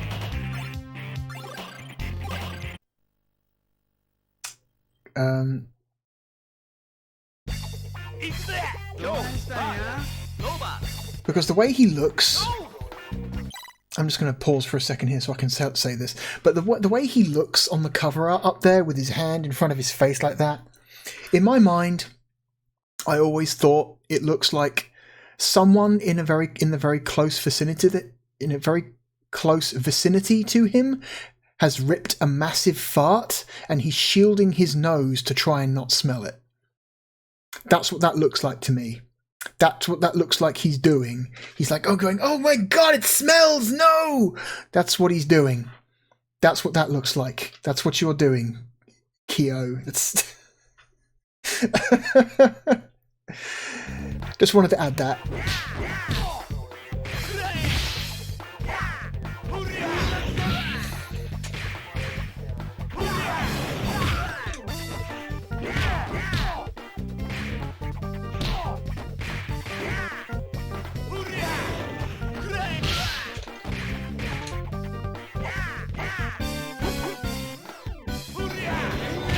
Shit. God damn.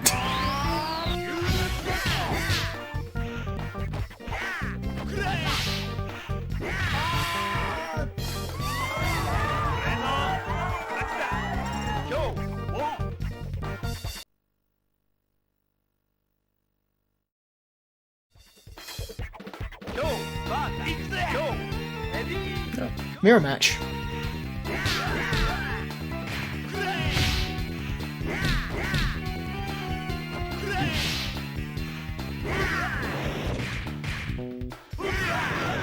You can do that too, arsehole.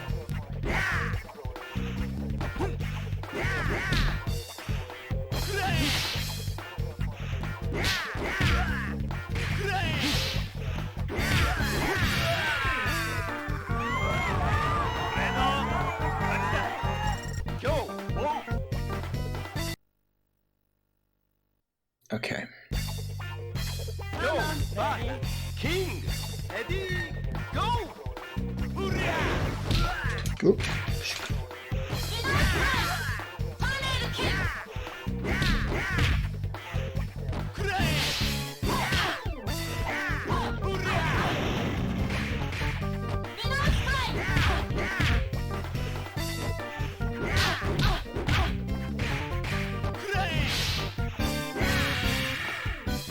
Okay. 3 for 1.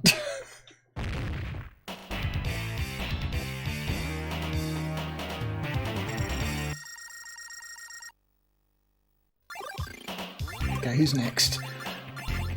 Oh, let's lead with Kyo again. Let's do what we did before. A 1-3-2. Oh, another cool background. Go, bata, bye, ready, go!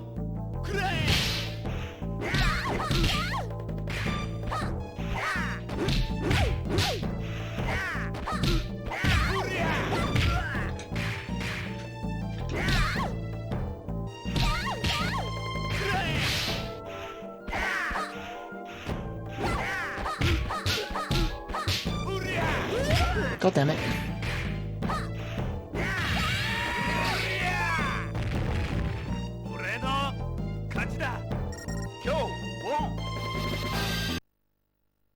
Okay, now it's off-brand Freddy Krueger.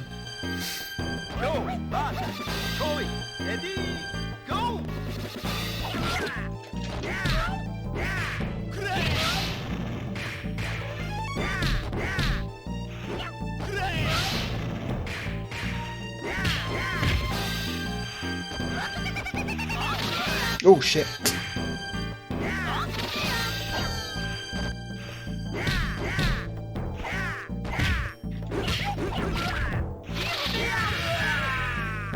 Oh, he's got some weird shit.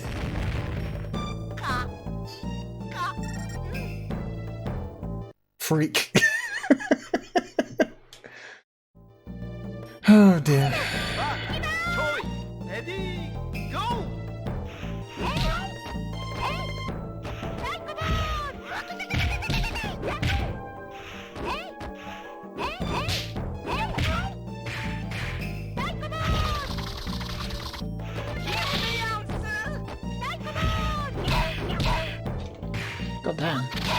Holy shit.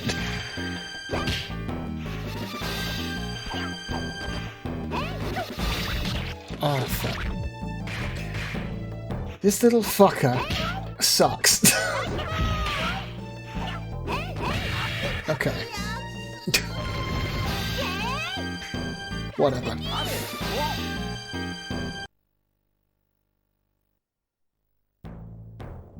Atena, bata, yo, ready, go!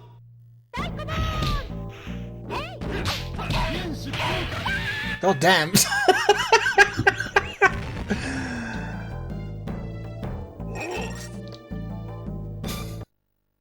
Just one combo, done.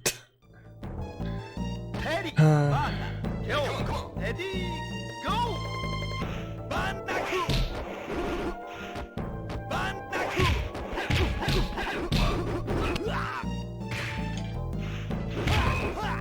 Power away!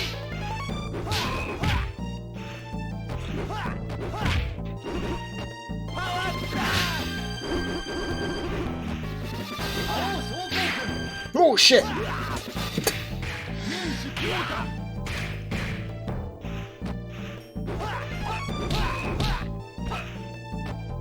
Power down! Just throw me immediately.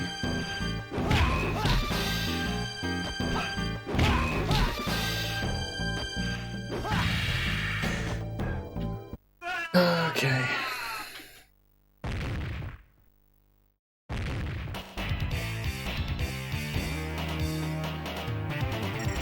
I'll take that, whatever. Secretary, Monsieur Rugal. The new team has won 4 matches. Heh heh. A new team, interesting. Let's watch. Ha ha ha.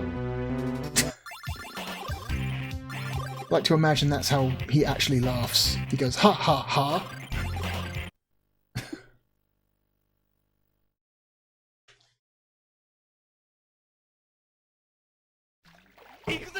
Okay, this background again. Benimaru, ready, go!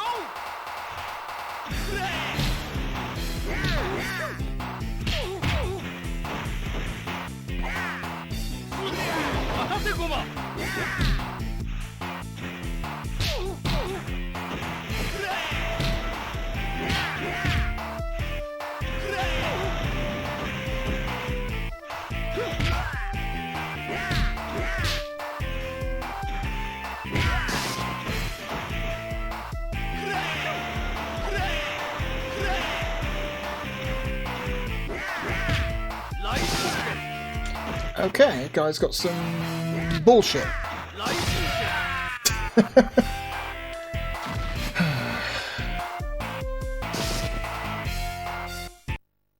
Okay.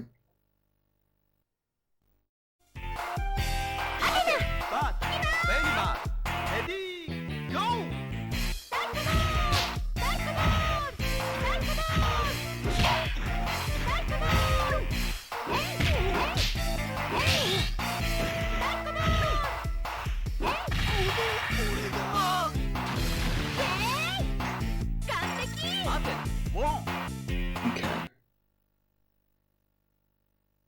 Who's this dude? Don't even know his name. He's Mai Tai, whatever he is. Joe Higashi.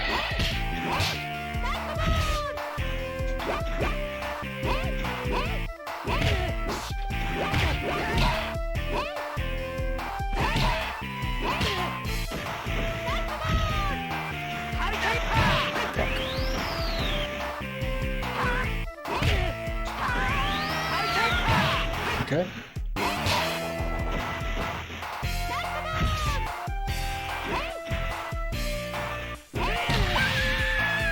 Okay.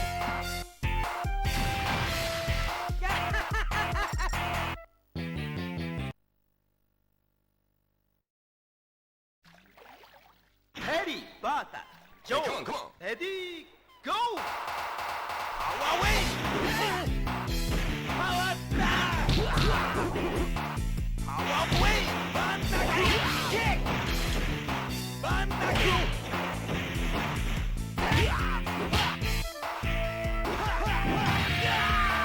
There we go. Get one grab in. All I want is a single grab.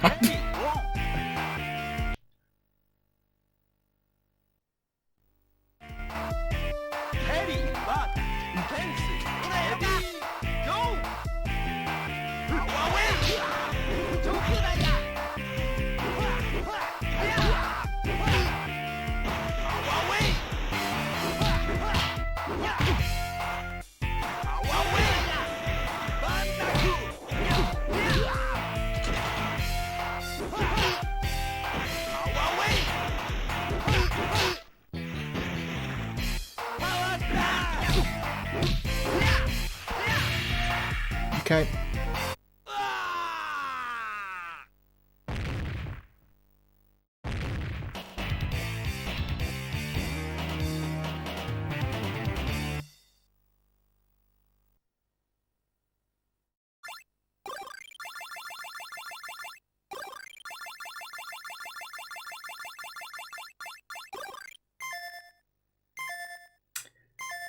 Nope. I'm done.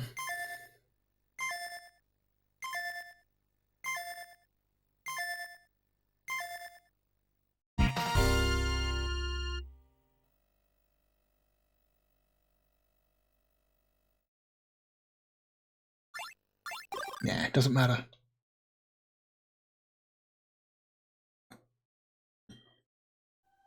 Okay. You know, it's stylistically a really cool game. It looks really nice. It's got some really beautiful sprite animation and pixel art going on there, but I just don't... Man, I wish I cared more about SNK stuff. I just do not care about their fighting games at all. The only SNK game I like is Capcom vs SNK 2, and that was made by Capcom, not SNK, so it plays better. Or rather, it plays the way I like my fighting games to play. Anyway, I have absolutely no problems at all with the quality of this game. This game is very clearly a very high quality product. It looks great, it sounds great.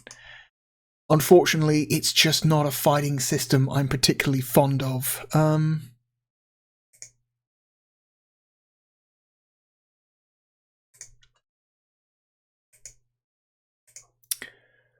So where are we putting King of Fighters 95?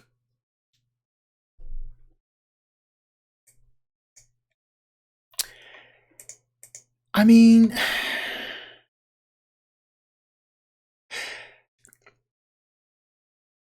I feel like I would have a lot more fun against other humans rather than up against a computer-controlled character.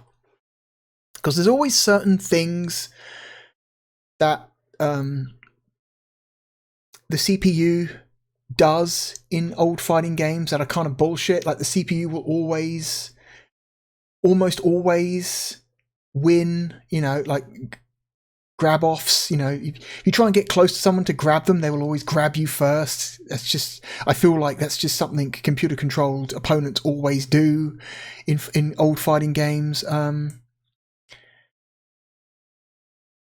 don't know, when I rank old fighting games, I always try and imagine to myself what playing this game against another person might be like, and I feel like King of Fighters 95 is, much like Mortal Kombat, a lot more fun against real people than the, you know, the slightly too good computer-controlled opponents.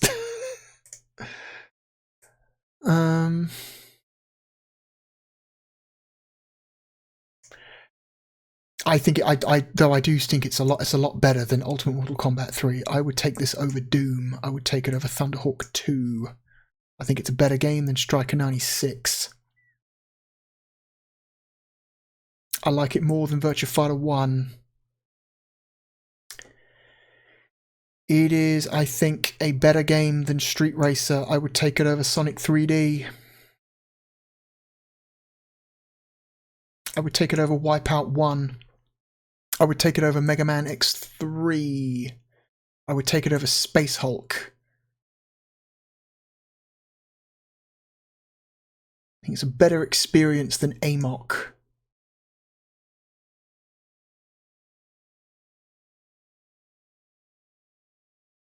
It's a better game than Lost Vikings 2. I like it more than Nights into Dreams. Hmm.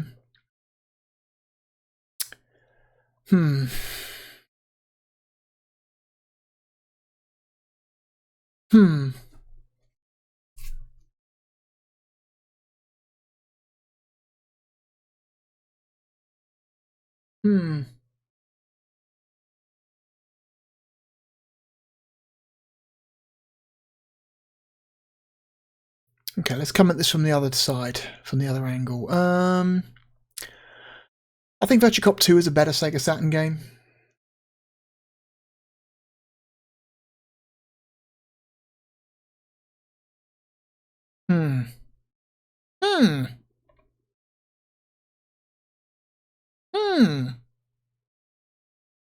Actually, did we just land on it? Actually, though, did we just land on it? Okay, no. Let's try harder than that. I think it's a better game than Alien Trilogy. It's a better game than Manx TT.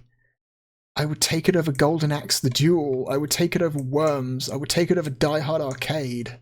Again, this is in the context of against human opponents. If I was playing this game against human opponents, if I was exclusively only allowed to play against the CPU, then I would barely ever play this game. But if I play this against other people, this would be a lot more fun. In that context, I think it's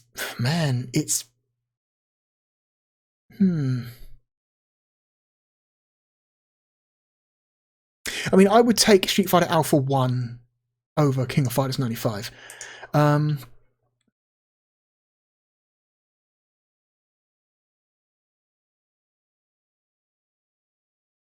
But not that much far below it. It's better than Sonic Jam. It's better than Crusader. It's better than... You know, I really like Soviet Strike, but the Saturn version of Soviet Strike is super compromised. It's a better game than Sega Ages. It's better than Athlete Kings.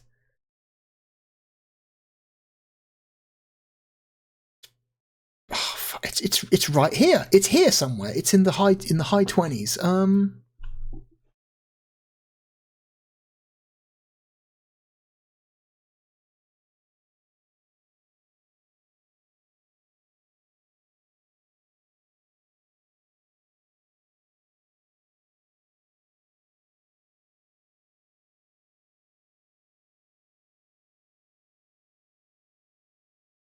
It's better than Buster Move 2. It's better than Theme Park. Personally, I don't think it's better than Street Fighter Alpha 1. If I liked SNK games more, I would probably put this a lot higher, but unfortunately, I just don't like the way their fighting games feel.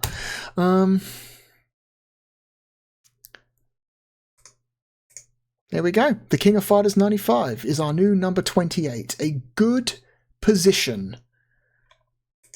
A good position for a game from a fighting franchise I'm not particularly fond of. This got quite high. Although, honestly, I'm just more impressed with the presentation of it than how it plays. But I am aware that me not liking how it plays is a me problem and not necessarily the game's problem. So I am willing to give it some slack there. But yeah, there we go. Cool game. Cool game. I will only ever enjoy it against real people, but cool game. Alright. Let's us move on to the third and final game for tonight.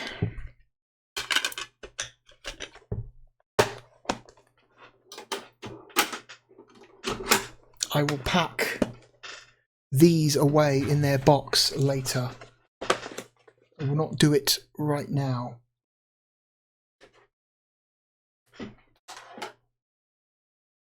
Okay, the third and final game for this video is a unique one. It is a genre we have yet to see on the Sega Saturn yet. And it comes to us from EA, of all people. Is it just EA or? It comes to us from EA and Rage Software. You remember Rage Software, the company behind games such as where are you? Striker 96 and the Saturn version of Doom, and all the way down at the bottom, Revolution X. real hit and miss with Rage Software. Their better games are pretty good. Their worst games are horrific. Although Doom might not necessarily be their fault entirely. But this game we are looking at now is, I believe, the only game of its type on the platform in Europe. And if I could just find the damn box art. There it is. There it is. I found it. The third and final game for today is Darklight Conflict. It's a space sim. I believe there were other space sims made for the Sega Saturn, but they only came out in Japan. I believe Stellar Assault SS is the other space sim that I can currently think of. That is a Japan exclusive. Okay, let me just bring up the desk view. Unfortunately, this box is not in perfect condition. There's like a weird heat mark on the plastic there. It's kind of annoying. Okay, simply the most spectacular shoot-'em-up in the universe. Transported across space to fight for an alien race, you become one with your starship, but you won't have time to enjoy the view as wave after wave of enemy ships assault you. In mission after mission, all that separates you from imminent death is speed and skill. Stunning lighting effects, real-time lens flares, and light sourcing. Use diverse combat tactics to complete missions. Pilot various ships, including attack fighters, gunships, and bombers. 50 single-player missions. Shatter your enemy with 14 different weapons. You know, sounds pretty impressive. They're boasting proper real-time light sourcing in this, which is something we don't see very often in Sega Saturn games. It's one of those weird EA cases, so there are disc mounts on both sides of the case. Okay. Hang on, I'm going to insert the save cartridge. Okay.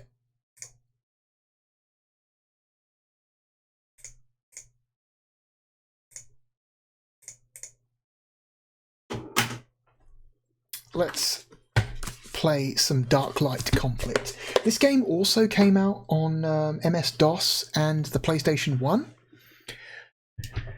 And what is really interesting about this game is that I don't actually know what the MS-DOS version looks like, but I do have a copy of the PlayStation version. I did a battle of the ports of this a long time ago. Probably about 15 years ago. And one of the things I do remember about comparing this versus the PlayStation version is that the PlayStation version has a completely different art style. It's weird. It's the same game, it has the same story, the same missions, but the art treatment, the art style of all the menus and everything, all the text, all the just looks, the texturing on the ships looks very different. It's very strange. Like there's a completely different like art pass on the PlayStation version. And I do not know why. Why would you hire two completely different artists to work on different versions of the game? Why not just reuse the same art for both versions? But okay, it makes it interesting, I guess.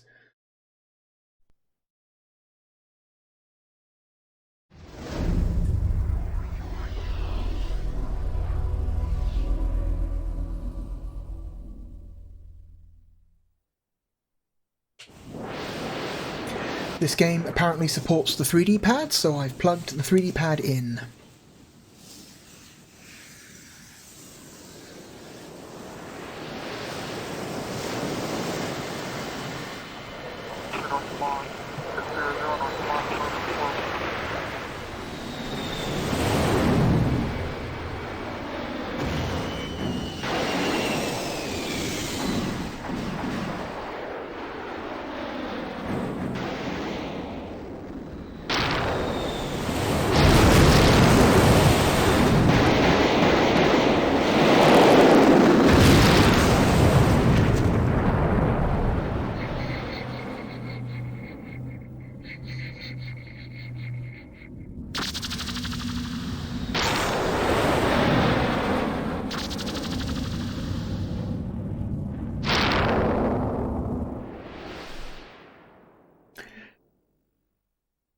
So you remember the movie Last Starfighter? Is it the Last Starfighter? Yeah. Where a human gets recruited by an alien force to help them fight help them fight a war against another alien force. But in that movie it's they are benevolent and they offer him the position. They say, hey, you're really good at flying a spaceship. We'd like to offer you a position as a star pilot in our fleet. What if instead of them recruiting him, they just kidnap him? They just kidnap you and force you to fight for them. You are essentially a slave. You are a slave pilot in this game.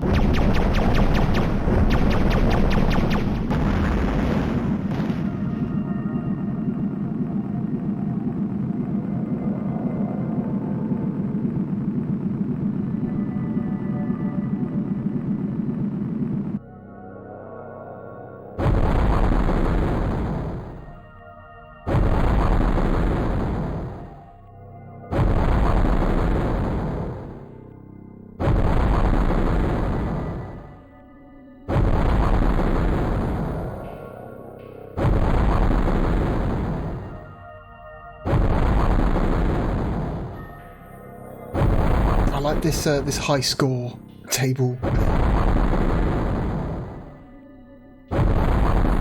It's very dramatic.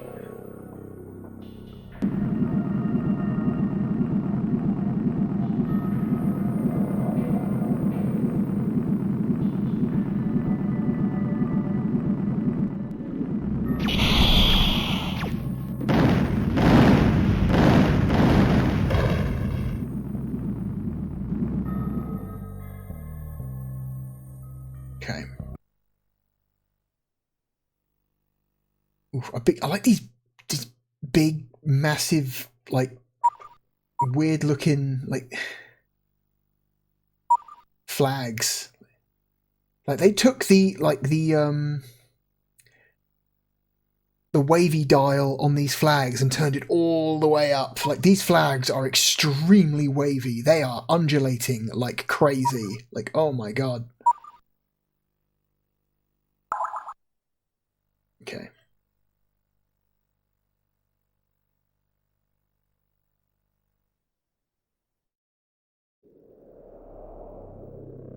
Okay, options, password, new adventure. I like this menu.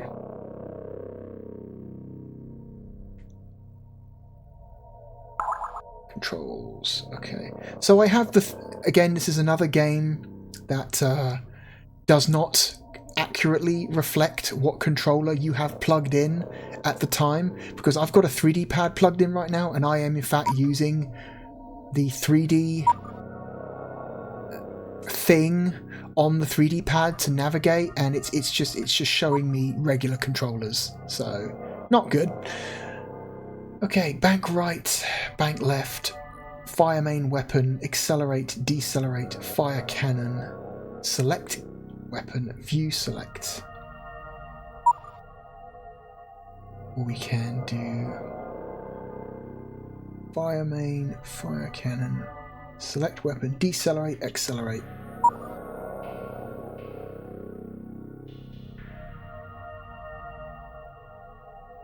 Decelerate, accelerate. What's this one? Accelerate, decelerate, view select. I think 2. I like 2 the best. Okay, so yeah, you got the left buttons are shoot, accelerate and decelerate are on the right, and view select and select weapon are in the middle. Okay, I like that one.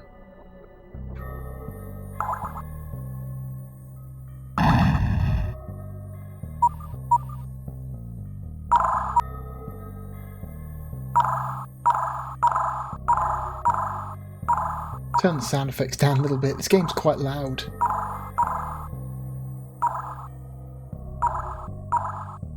There.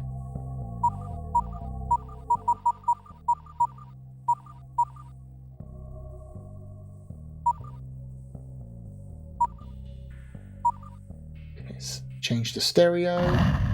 Okay. Don't need to center the screen.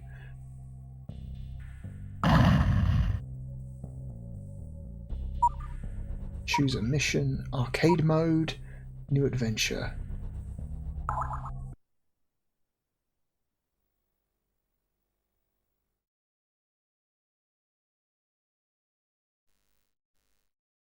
Journey to the campus.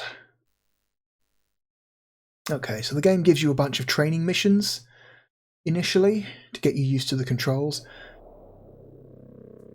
This mission is the first part of your basic training program. You will pilot a single-engine Repton fighter, the TRF-1 Omen attack craft. This combat vehicle is the backbone of the Repton war fleet, a single-engined craft. The Omen is small, fast, maneuverable, and also makes a very stable firing platform for a variety of ordnance. An overseer is present. You will follow the overseer or your onboard waypoint marker. Your mission is to travel from the war drum across hyperspace to the training craft campus. The training mission will teach you the following lessons. Launching from a mothership. Traveling from point to point. Locating and entering a hyperspace portal. Traveling across hyperspace. Docking with a ship. Okay.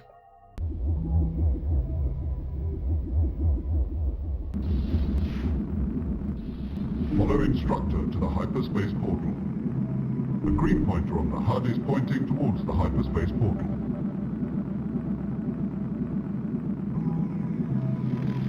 See, shoulder buttons are roll. They are not progressive trigger. They do not support the progressive triggers. You seem to roll at a fixed speed, so they don't make good use of the analog triggers on the 3D pad.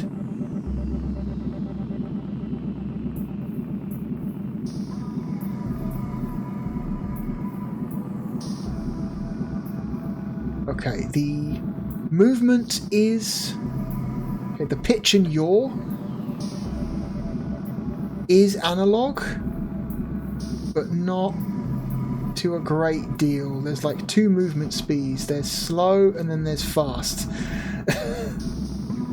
There's not a lot of range to the analog movement.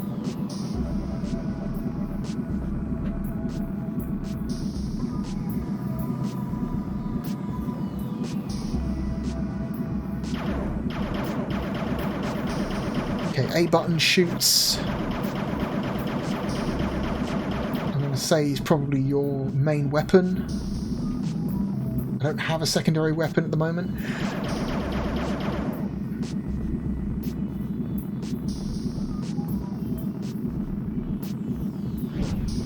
Okay. Y changes your camera, which is kind of cool.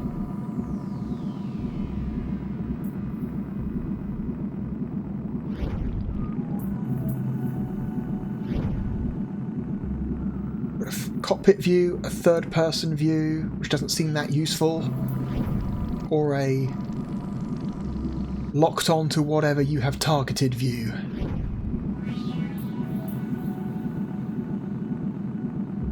Z is speed up, C is slow down.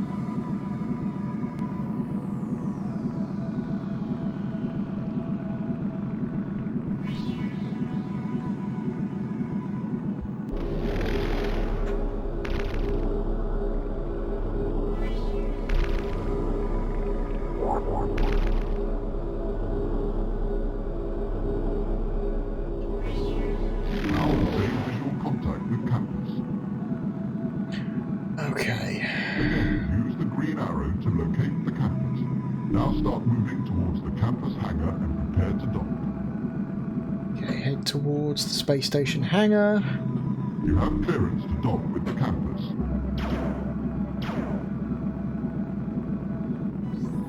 They don't get pissed off if you shoot at them, apparently.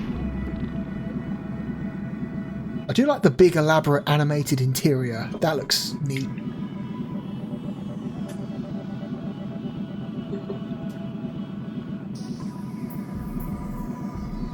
Mission objective complete.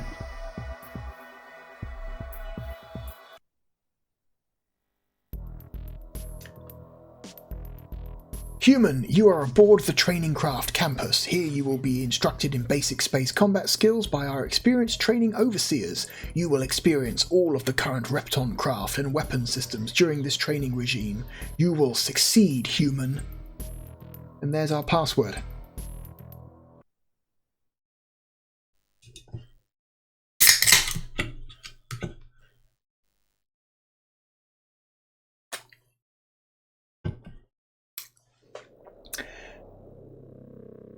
Mission stick support wasn't listed on Sega Retro, but I'm going to test the mission stick anyway, because we've already discovered a few games that do support the mission stick, but are not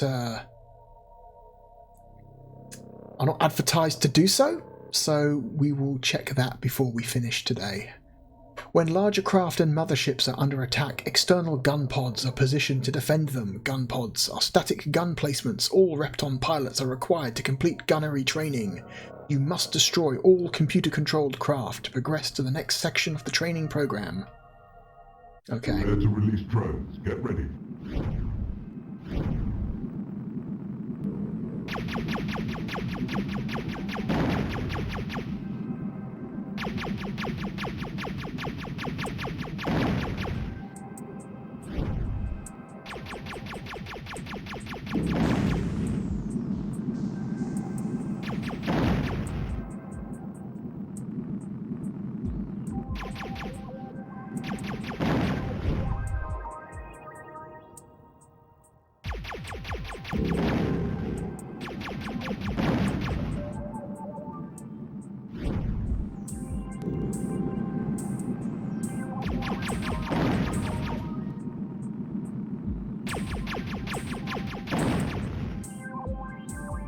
Yeah, the other camera views are not that good.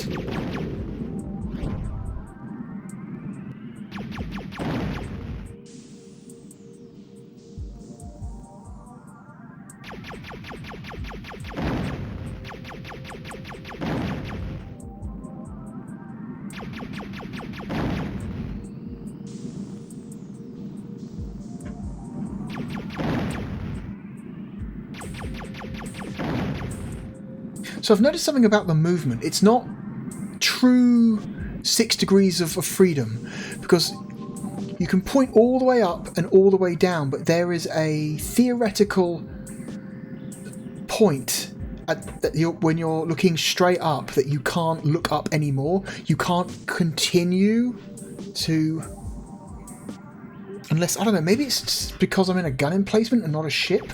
I'll have to retest that later when we're back in a regular ship. I've just thought it might just be because we're in a fixed gun emplacement and not a proper spaceship. Okay. How many more of these things do I have to shoot? All drones destroyed. There we go. A bomber will be dispatched to track you back to the campus. Mission objective complete.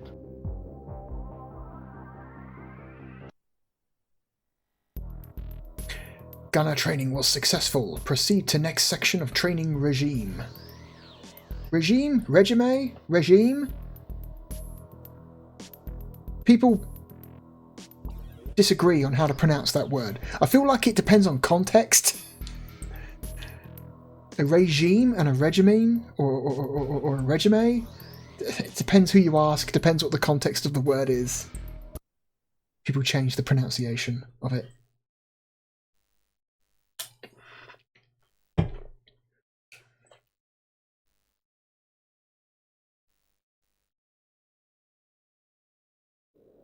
This mission is spread across 3 sectors of space. Each sector is designed to teach you a skill that you will need to be effective in future missions. Below is a breakdown of each sector. Sector 1, Standard Cannon Training. Static training drones have been placed in this sector for the purpose of standard cannon training.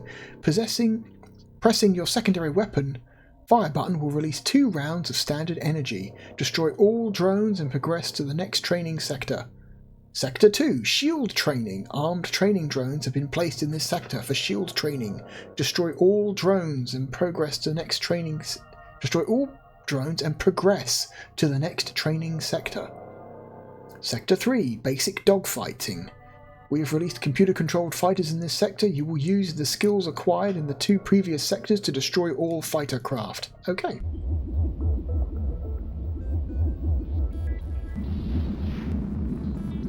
Hang on. I want to get a closer look at this, the internals of this space station. Yeah, I do like this big, weird animating texture on the wall here, below the fist. It's very, very strange looking.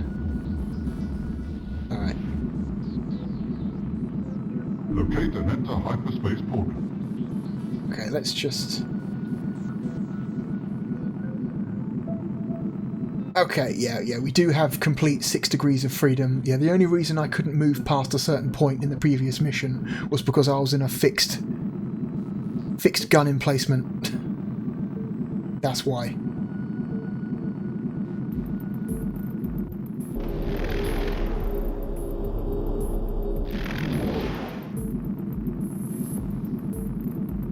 Locate and destroy all training drones.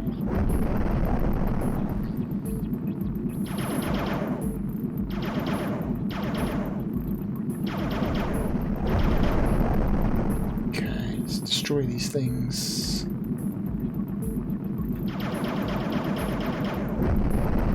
Game feels pretty good to play.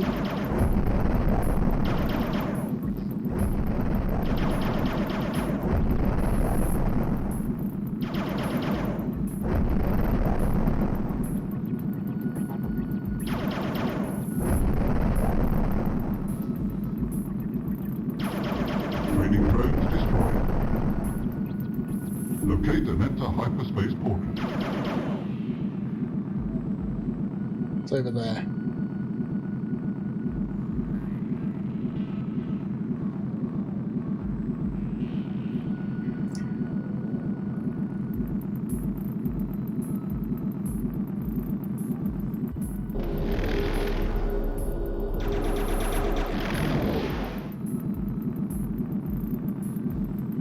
Locate and destroy armed training drones.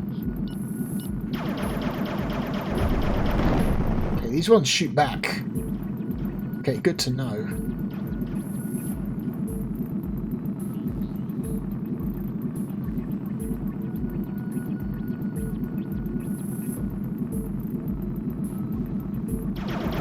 Your mission is a failure. Oh! I think I just shot my instructor. I think I just shot my instructor. Whoops. Restart the mission. I'm like, what is that over here? Why is there this thing over here, all the way over here, that this other arrow is pointing at? It's like, oh, it's because that's my instructor and I accidentally shot him. Uh-oh. Oh, that's why. Oh, that's what that is. Okay, good to know. Locate and enter hyperspace portal.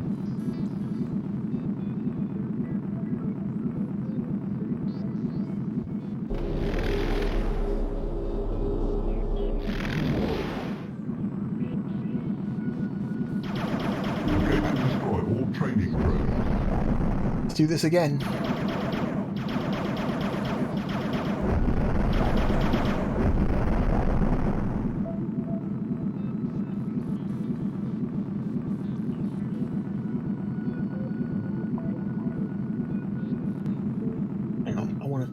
There's something. They weren't lying about the light sourcing. You can totally see the drones glowing orange as as I shoot past them. That's kind of cool. Add this game to the extremely short list of Sega Saturn games that do real-time light sourcing. Okay, don't follow the pink arrow. Follow the yellow arrow.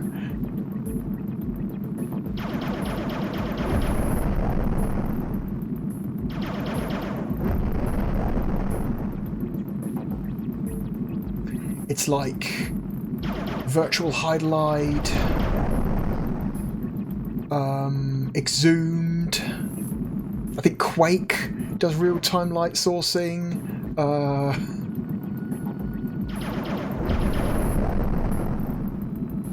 I forget. There's another one.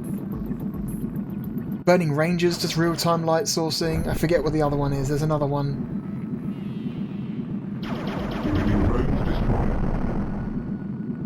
Locate and enter hyperspace portal. Why do we need 3 arrows? Why have we got separate arrows? One for enemies, one for your instructor, and one for the portal. Like, what? I feel like we could streamline this down to 1 arrow if we had to. Okay.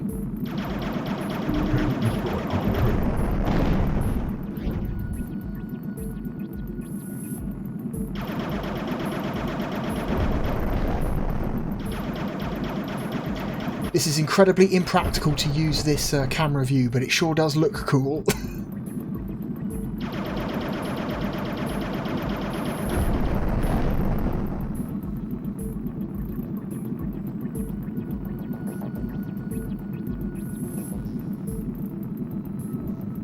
Also, those lens flares look really,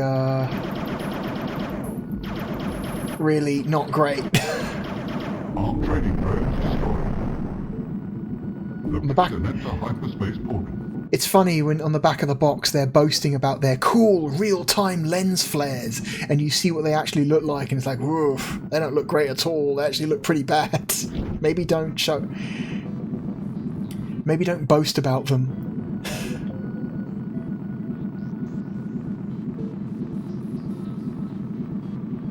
Okay.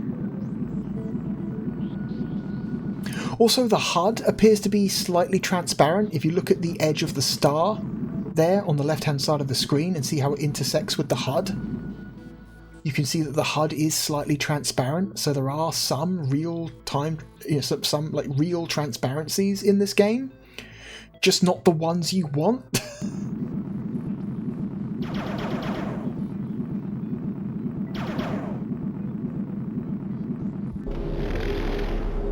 I think we want to avoid the yellow energy and we want to collect the blue energy when we go through a hyperspace portal. I think yellow energy will drain your shields, blue energy will charge it, I think, if I remember correctly. I love how purple this game is. This game has a lot of purple in it. I dig that. Big fan of the colour purple over here. Yeah, look at that purple star. Do you think purple stars really exist? I hope so.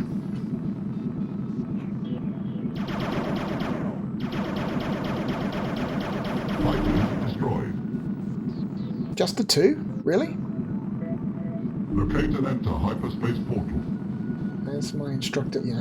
There's lots of yellow stars, red stars, white stars, blue stars, even some brown stars. I really hope somewhere in the universe there are purple stars, because that would be sick.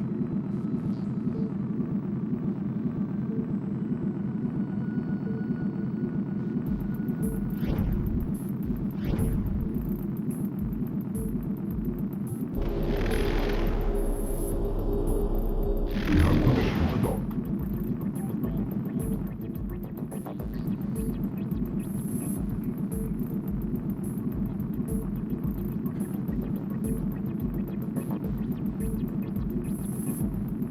Okay.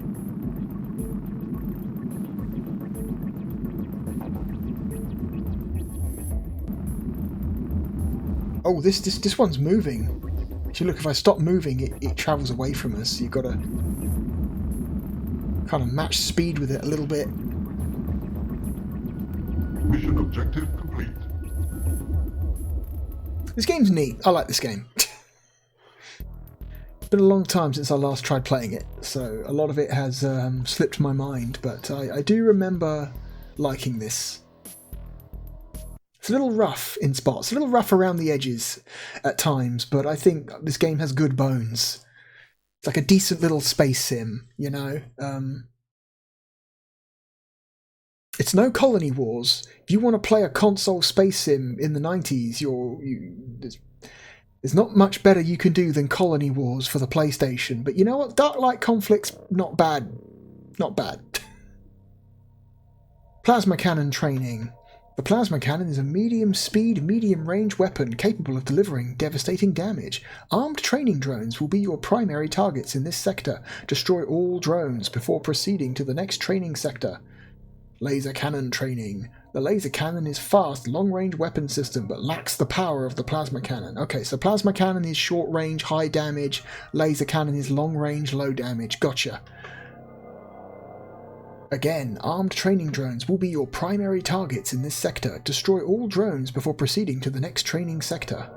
Sector 3, Fragmentation Cannon. The Fragmentation Cannon is a fast, short, medium-range weapon with a twist in the tail. With a what? A twist in the tail?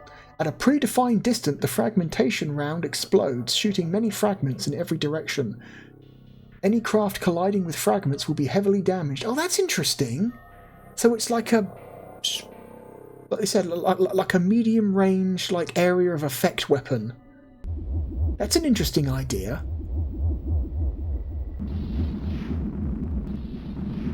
Okay. Locate and enter hyperspace portal.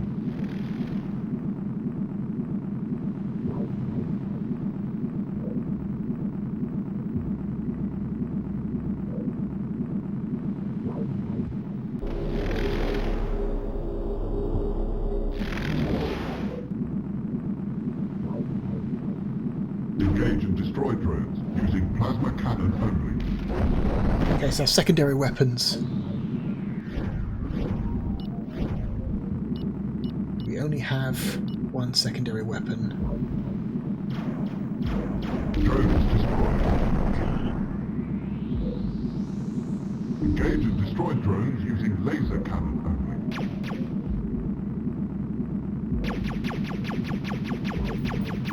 And as you can see, using the secondary weapons drains the red meter in the bottom left corner of the screen.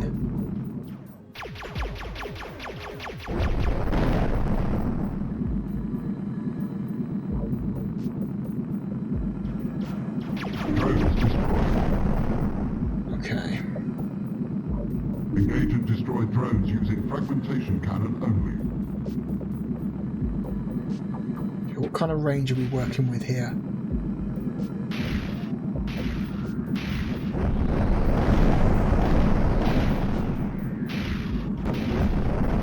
Drones destroyed. Okay. Locate and enter hyperspace portal.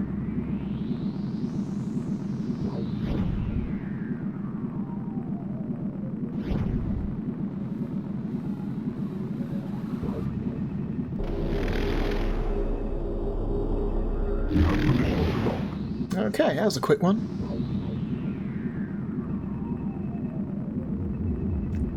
Ramming speed. Mission objective complete. Okay.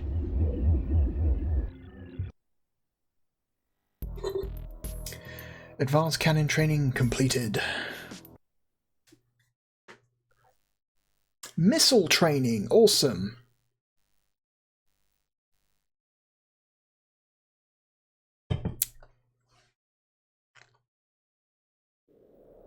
Drive-seeking missile.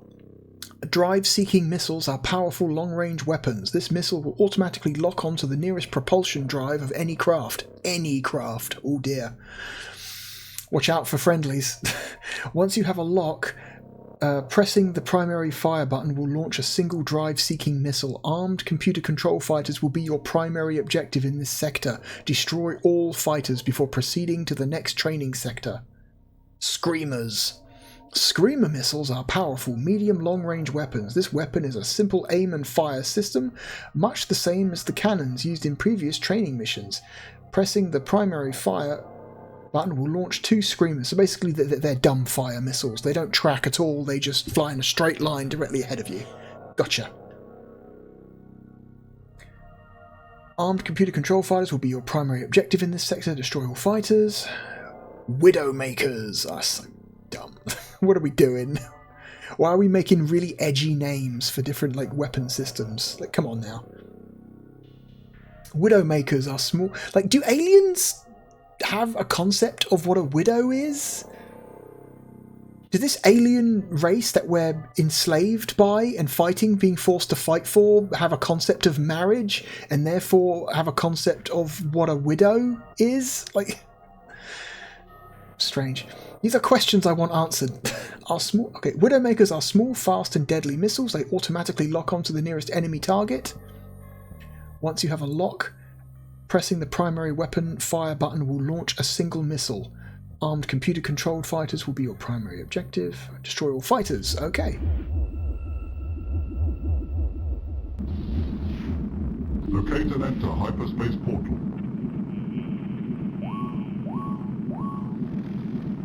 Okay.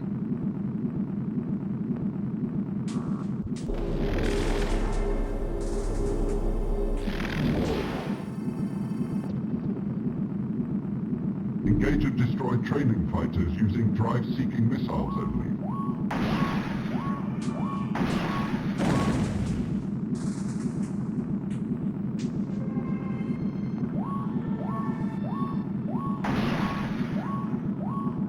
Fighters destroyed. Engage and destroy training fighters using screamers only. Okay, these are the dumb fire missiles, so I've got to be relatively close to make sure I hit them. Whoop.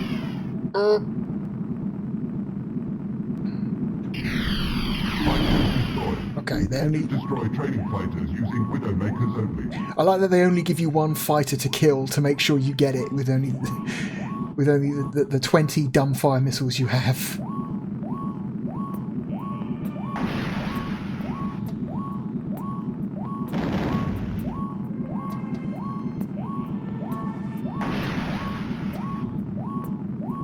Fighters destroyed. Okay. Locate and enter hyperspace portal.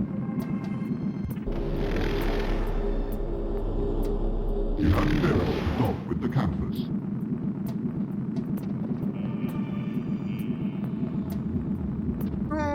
Brakes. Okay.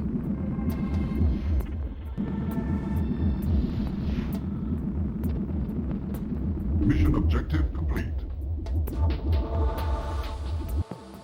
Okay. Okay, what I'm going to do now is I'm going to swap out the 3D pad with the mission stick and see just what kind of support, if any, this game has for the mission stick. You know what?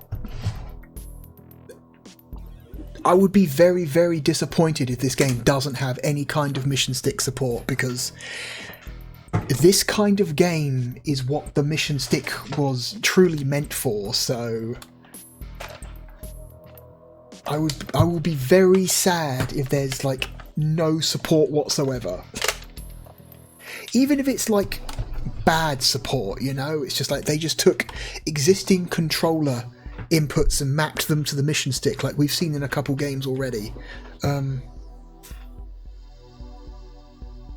I will take unoptimized support over no support at all. Okay. Hitting start. Heavy weapon training.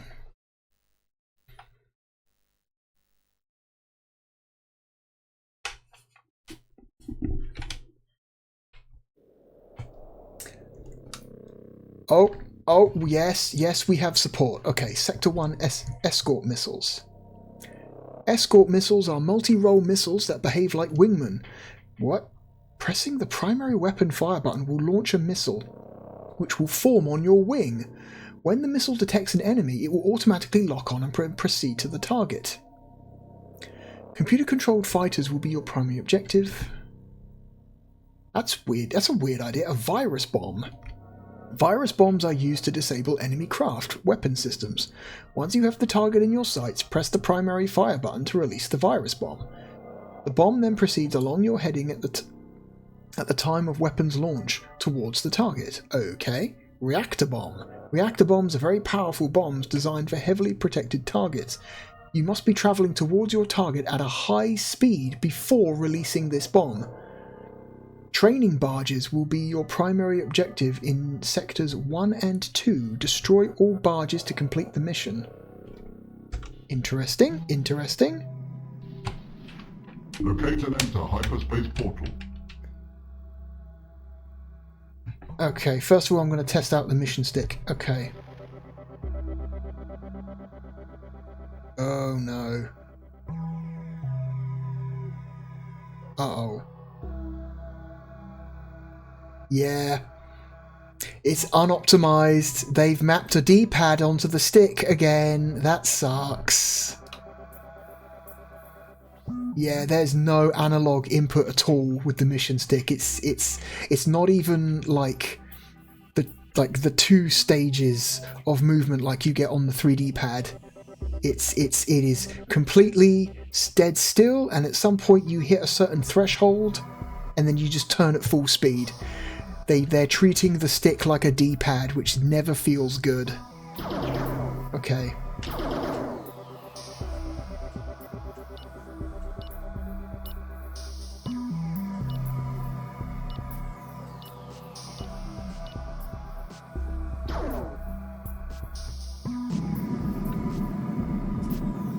Reverse.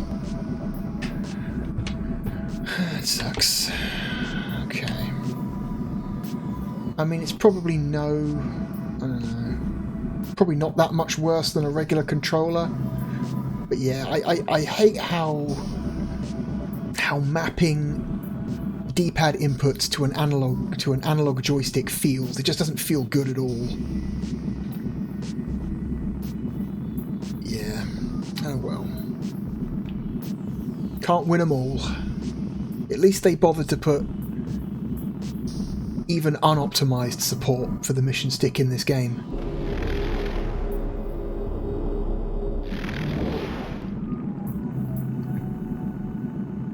Engage and destroy training fighters using escort missiles only.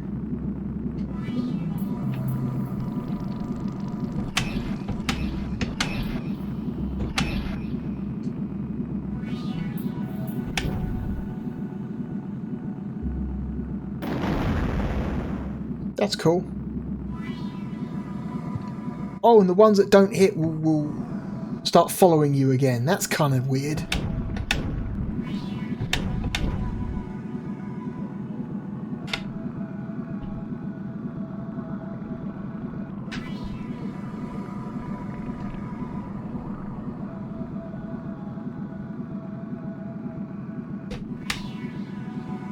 Target destroyed. Locate and enter hyperspace portal. Okay.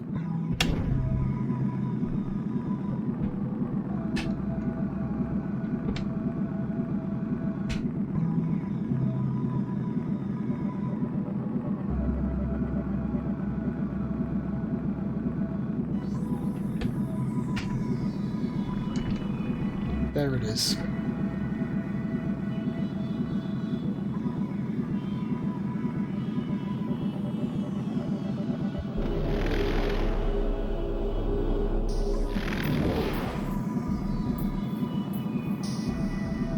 Inspect barges using virus bombs only. Okay.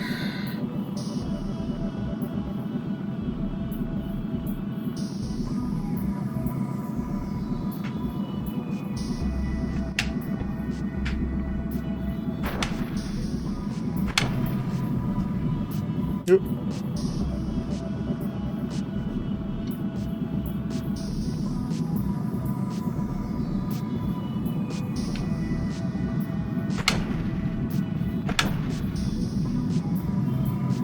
I think I missed.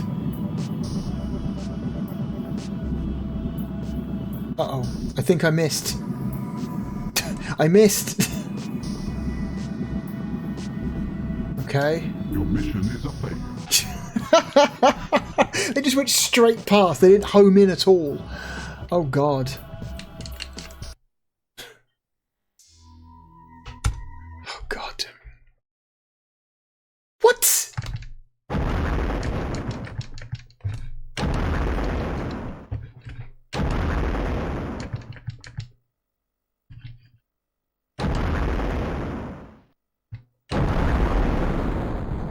I do like the name entry screen though. That's real silly. It's weird they just kick you out, man. Like, what do you mean?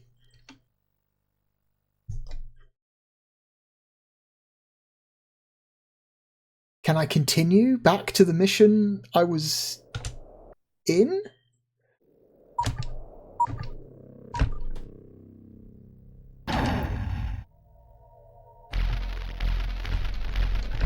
Yeah, you can continue from where you left off. Okay, that's good. What's arcade mode? Let's try arcade mode.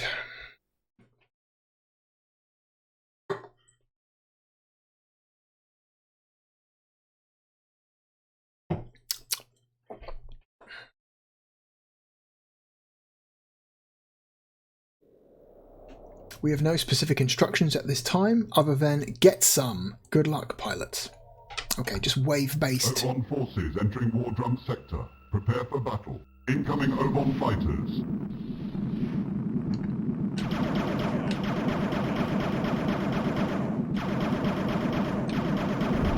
Your mission is a failure. I'm going to unplug the mission stick and re-plug in the 3D pad, because the 3D pad just feels better. Yeah. D-pad inputs on an analog joystick just always feel bad. Always.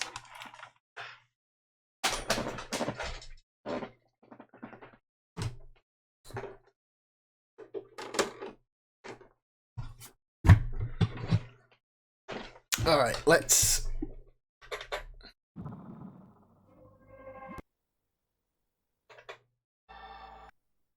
Okay. O1 forces entering War Drum sector. Prepare for battle. Incoming O1 fighters.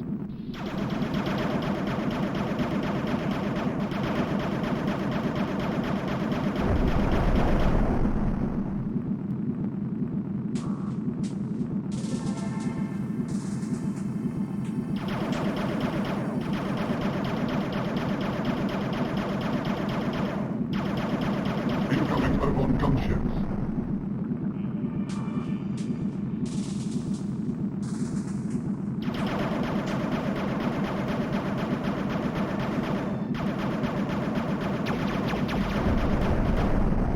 Incoming O1 bombers. Engage and destroy O1 craft.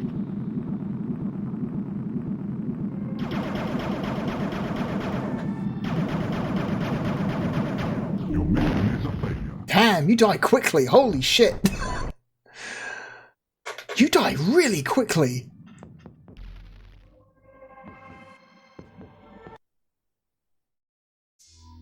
Let's try again. Oh my god, I didn't... You got to be really quick on the restart when you fail, otherwise you get kicked back out to the main menu and that feels bad.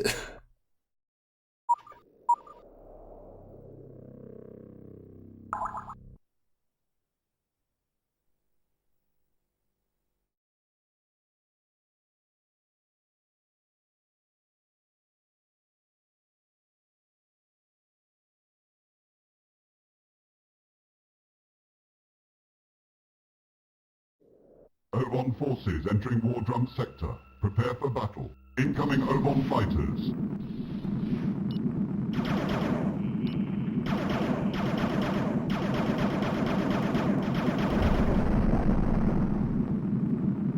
Don't fucking hit them or you'll just die.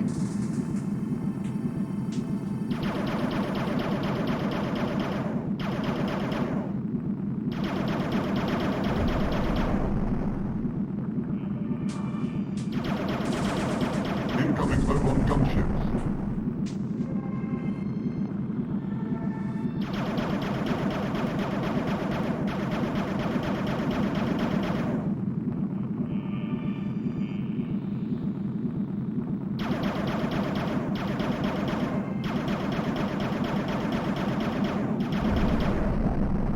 Incoming OVON bombers. Engage and destroy OVON craft.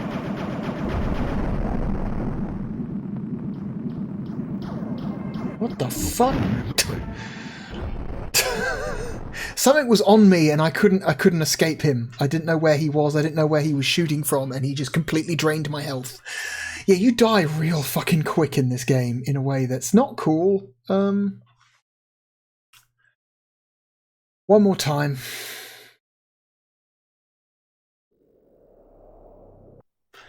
Hang on, is there a...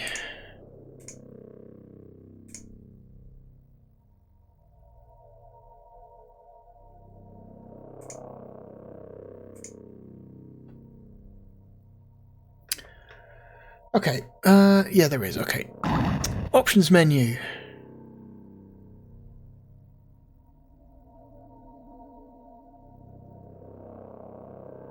Oh god, okay.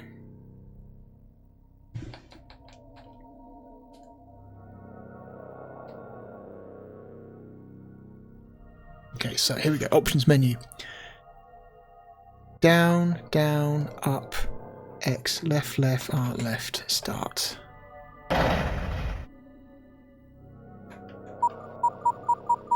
No. This feels like something I need to input using a regular controller, hang on. Because the 3D pad is just not reliable enough for precise inputs. For like this, stuff like this.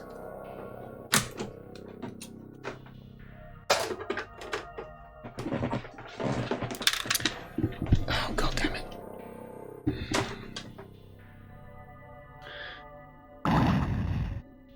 Press down, down, up, X, left, left, R, left, start.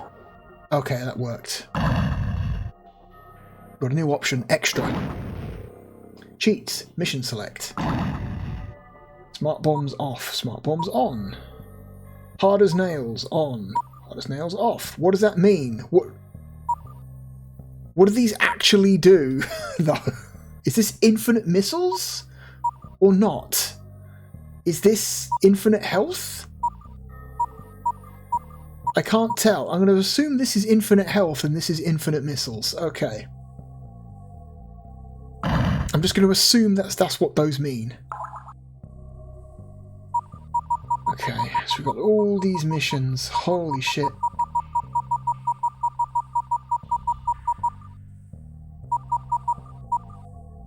Escape home. The end. So let's get past all the training.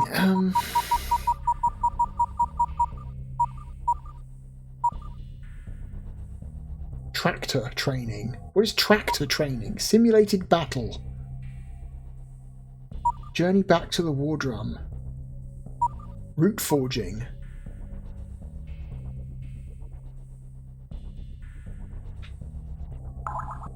Try journey back to the war drum.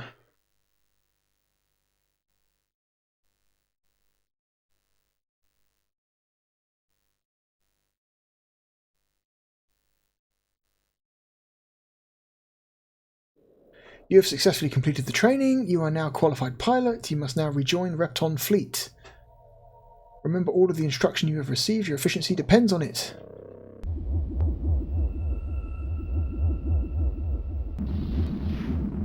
Locate and enter hyperspace portal. Okay.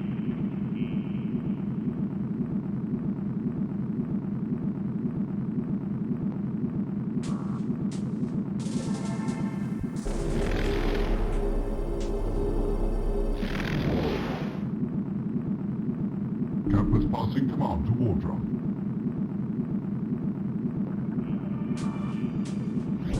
Wardrum has command. Locate and enter hyperspace portal. What is that?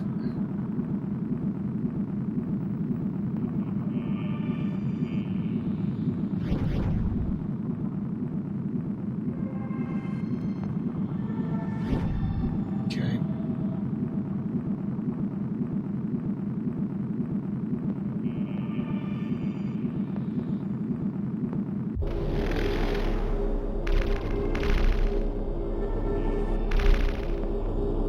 That, okay, no, these lower. Okay, these lower your energy. I thought you were supposed to collect this stuff. Apparently, no. You got to avoid all of There are it. multiple incoming OVON fighters. This is part of the training mission.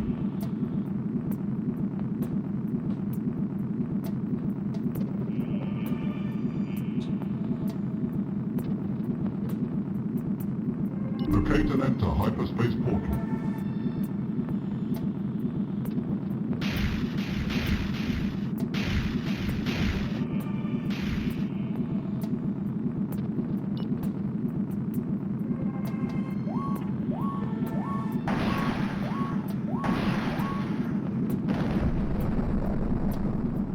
Take one of them out.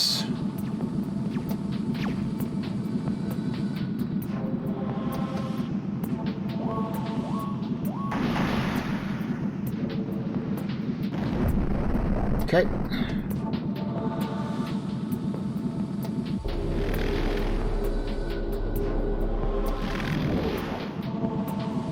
You have clearance to dock with Wardrum. Nice simple mission. Heading back to the flagship. You get jumped on the way. Okay, nothing too crazy.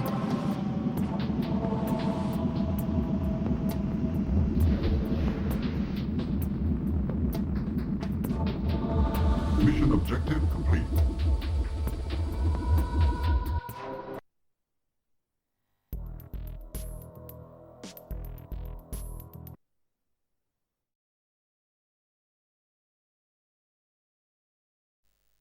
Route forging. We'll look at one more mission and then we'll rank.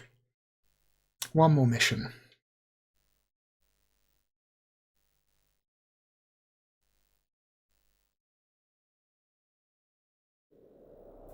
Dense asteroid field blocks the way to the current waypoint that the war drum must reach. Your objective is to clear a path through the asteroid field. Okay, very standard mission type.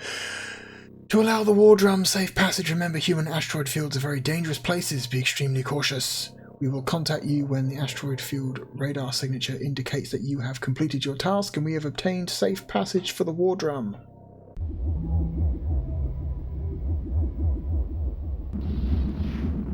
Locate and enter hyperspace portal.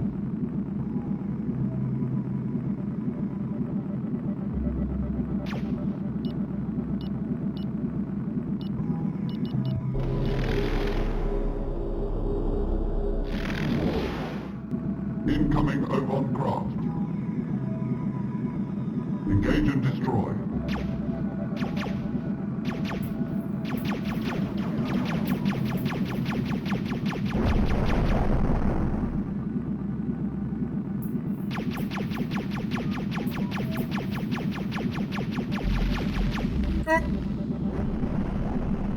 Get away.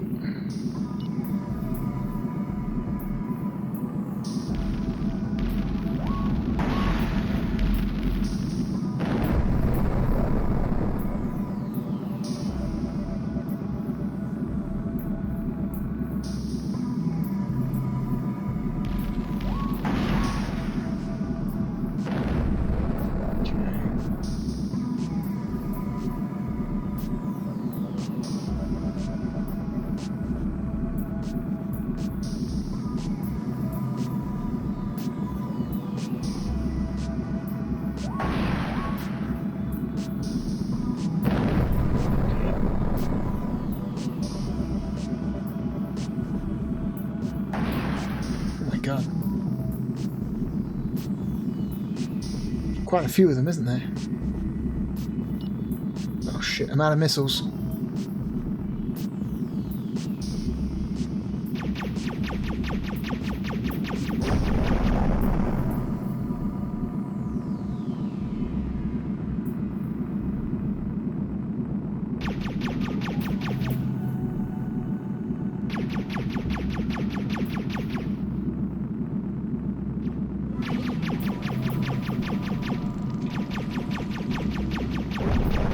Okay.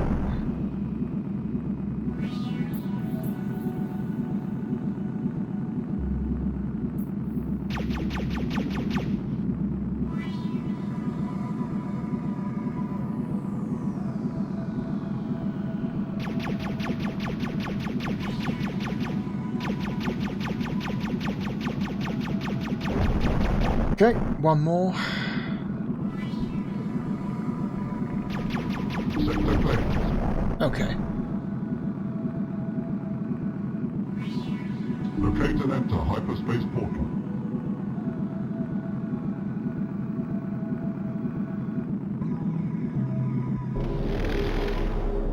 Oh god.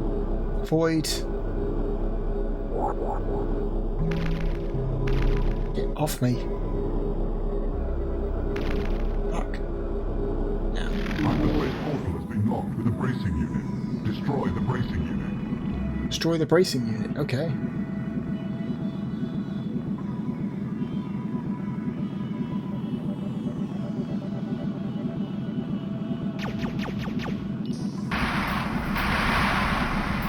Bracing unit destroyed. Locate and enter hyperspace portal.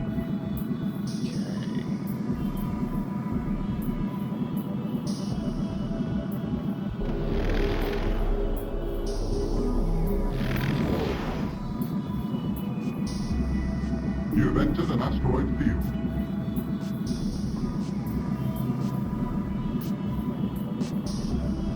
Yep, Commence what do you want me to do destroying about it? asteroids and await further orders. Okay. I would like a regular gun, that would be cool. All I have is secondary weapons.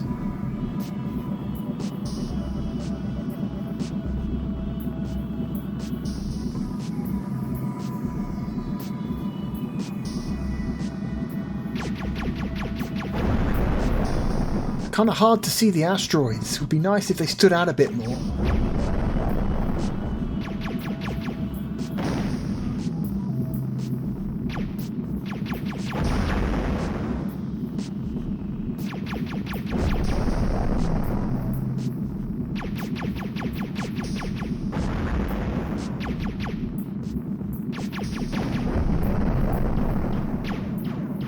Oh, something's fucking shooting me. What is that?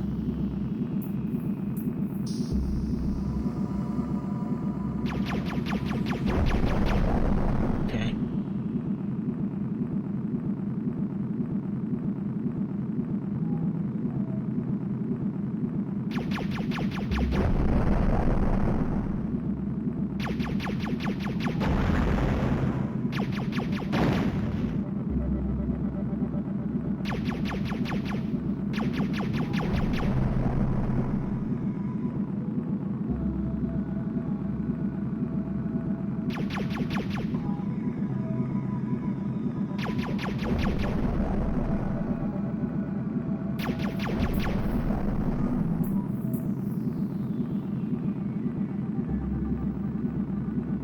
Okay.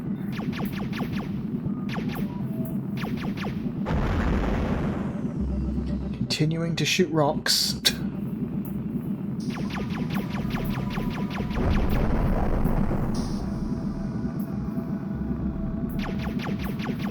Pathway clear. Okay. Locate and enter hyperspace portal.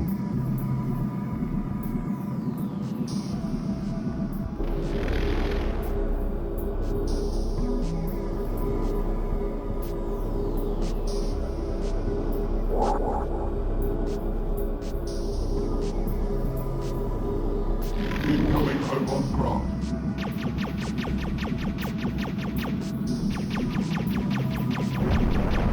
Engage and destroy.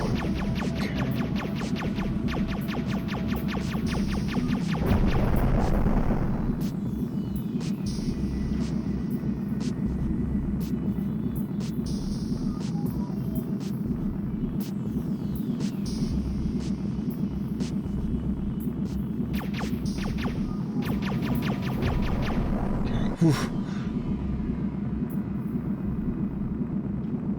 Fuck. Okay.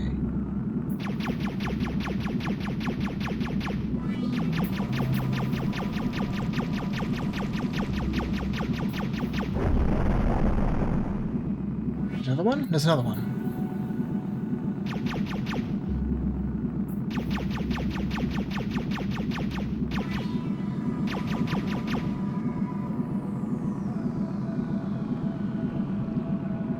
Come on, stay still.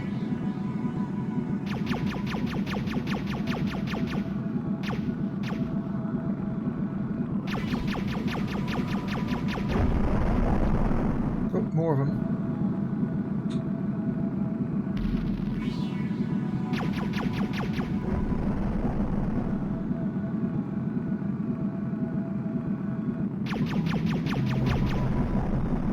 Another one.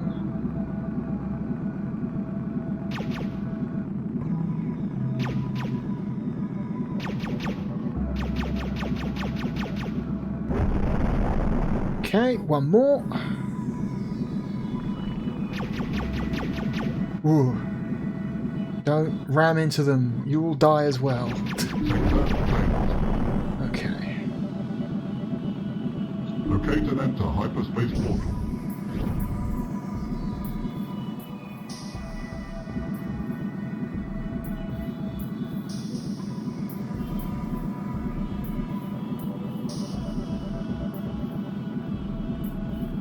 Yeah, we're quite far away from it, apparently.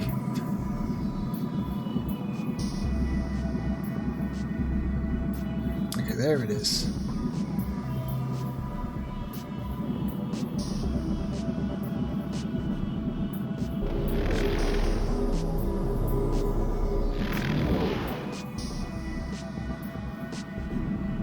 You have clearance to dock with Wardrop.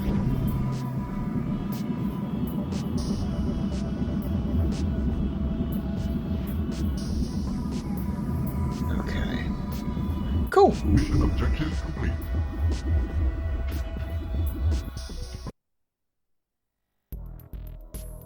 Yeah, success confirmed. Wardrum can pass safely through the asteroid field and is one sector closer to the Ovon homeworld.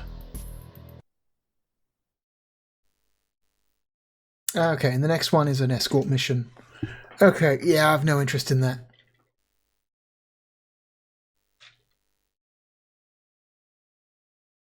That's a gun pod mission. Nah, I'm good. Right, that is Darklight Conflict. You know, it's a it's an okay little space sim. It's not exactly, you know, it's not exactly Descent Free Space, but by console standards of the time, not bad. Not bad at all. Like, good performance, I would say. The frame rate was quite stable throughout the entire experience. So where are we gonna put it? Darklight Conflict, our first and last space sim released for the Sega Saturn in Europe. You know, it's pretty good, I think. You know, it's a little rough looking in spots. That draw distance leaves a lot to be desired. Usually the benefit of making a space sim is that because you're in a big empty void with nothing else to render, you should be able to render stuff like a long way away from you, because there's nothing there's no world to render. There's no buildings, there's nothing. It's just ships and stations and the occasional asteroid just floating in a big empty void. So typically, traditionally, space sims have pretty excellent draw distances, but not this one. But it's not so bad that it affects your ability to play the game. And like I said, if that was necessary to keep the frame rate smooth, then it was worth it. I would say this game is better than Gex. I like this game more than Sky Target. I like this game more than Shockwave Assault. I like it more than Saturn Doom.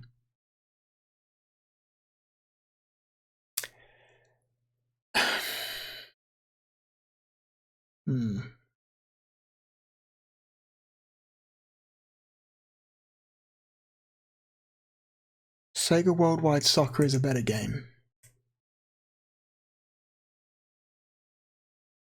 It's here.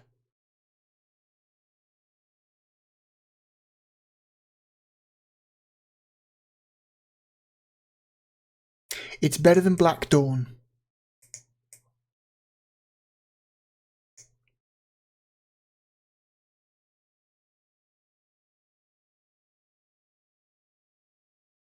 It's a better experience than Saturn Tomb Raider. It's a better game than Shining Wisdom.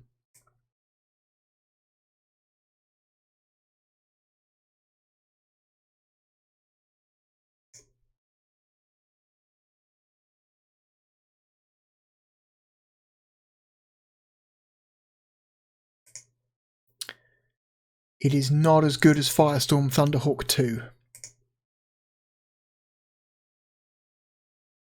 Or is it? See, I'm not sure now. I like Sonic 3D more. I think Street Racer is a better game. International Victory Goal is a better game. Valora Valley Golf is more interesting. This is definitely a better game. Huh. Virtua Fighter 1, I think, is a more...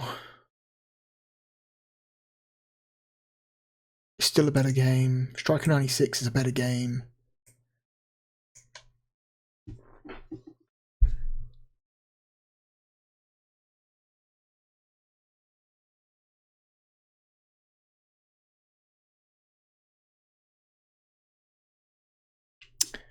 I'm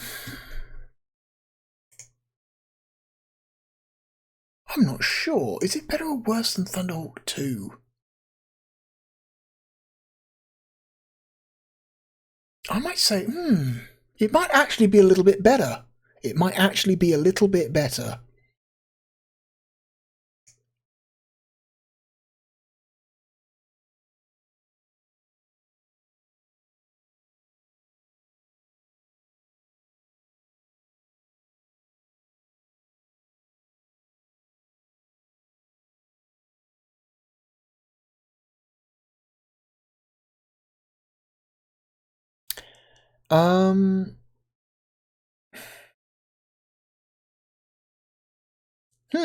This is tough. This is tough. This is tough. I might take Darklight Conflict over Dark Savior.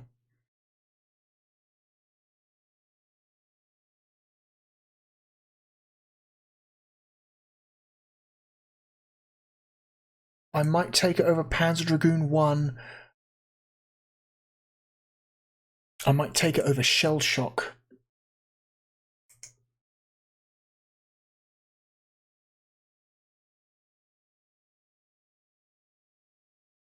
I might take it over Striker 96.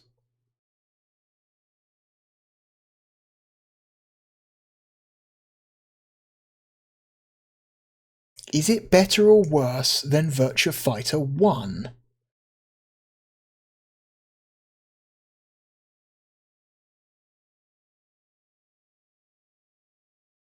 I think it might be, actually. I think it might be.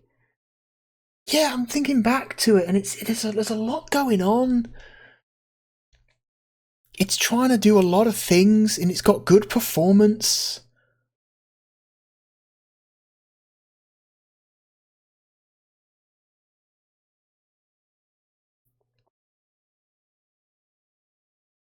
The game's kind of awesome in terms of presentation.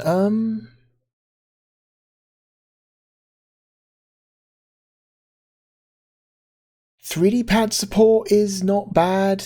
The mission stick support sucks, which is a shame, but hardly anyone had those anyway. You know what? Yeah, it's going between Sega Worldwide Soccer and Virtua Fighter 1. Congratulations to Darklight Conflict for being our new 67. Congratulations. Okay, and that's it. That is this week's video. We have ranked a grand total of 196 games. We are inching ever closer to that magic 200, after which we should reach after the next 2 videos. Next time. I can't promise weekly updates anymore, but I can say next time is another 0.5 video. Next time, and we are playing a very, very, very important RPG. A very, very important JRPG for the platform. This is one of the big ones. If you think of what are the best Sega Saturn RPGs, you usually come down to a list of 3, maybe 4 games, and this is one of those 3, maybe 4 games that we're going to play next time. It's an important one. The only hint I will give you is that it shares its name with a very popular heavy metal band. That's all I'm saying. So please look forward to that. Thank you for joining me, and hopefully I shall see you again next time. Goodbye.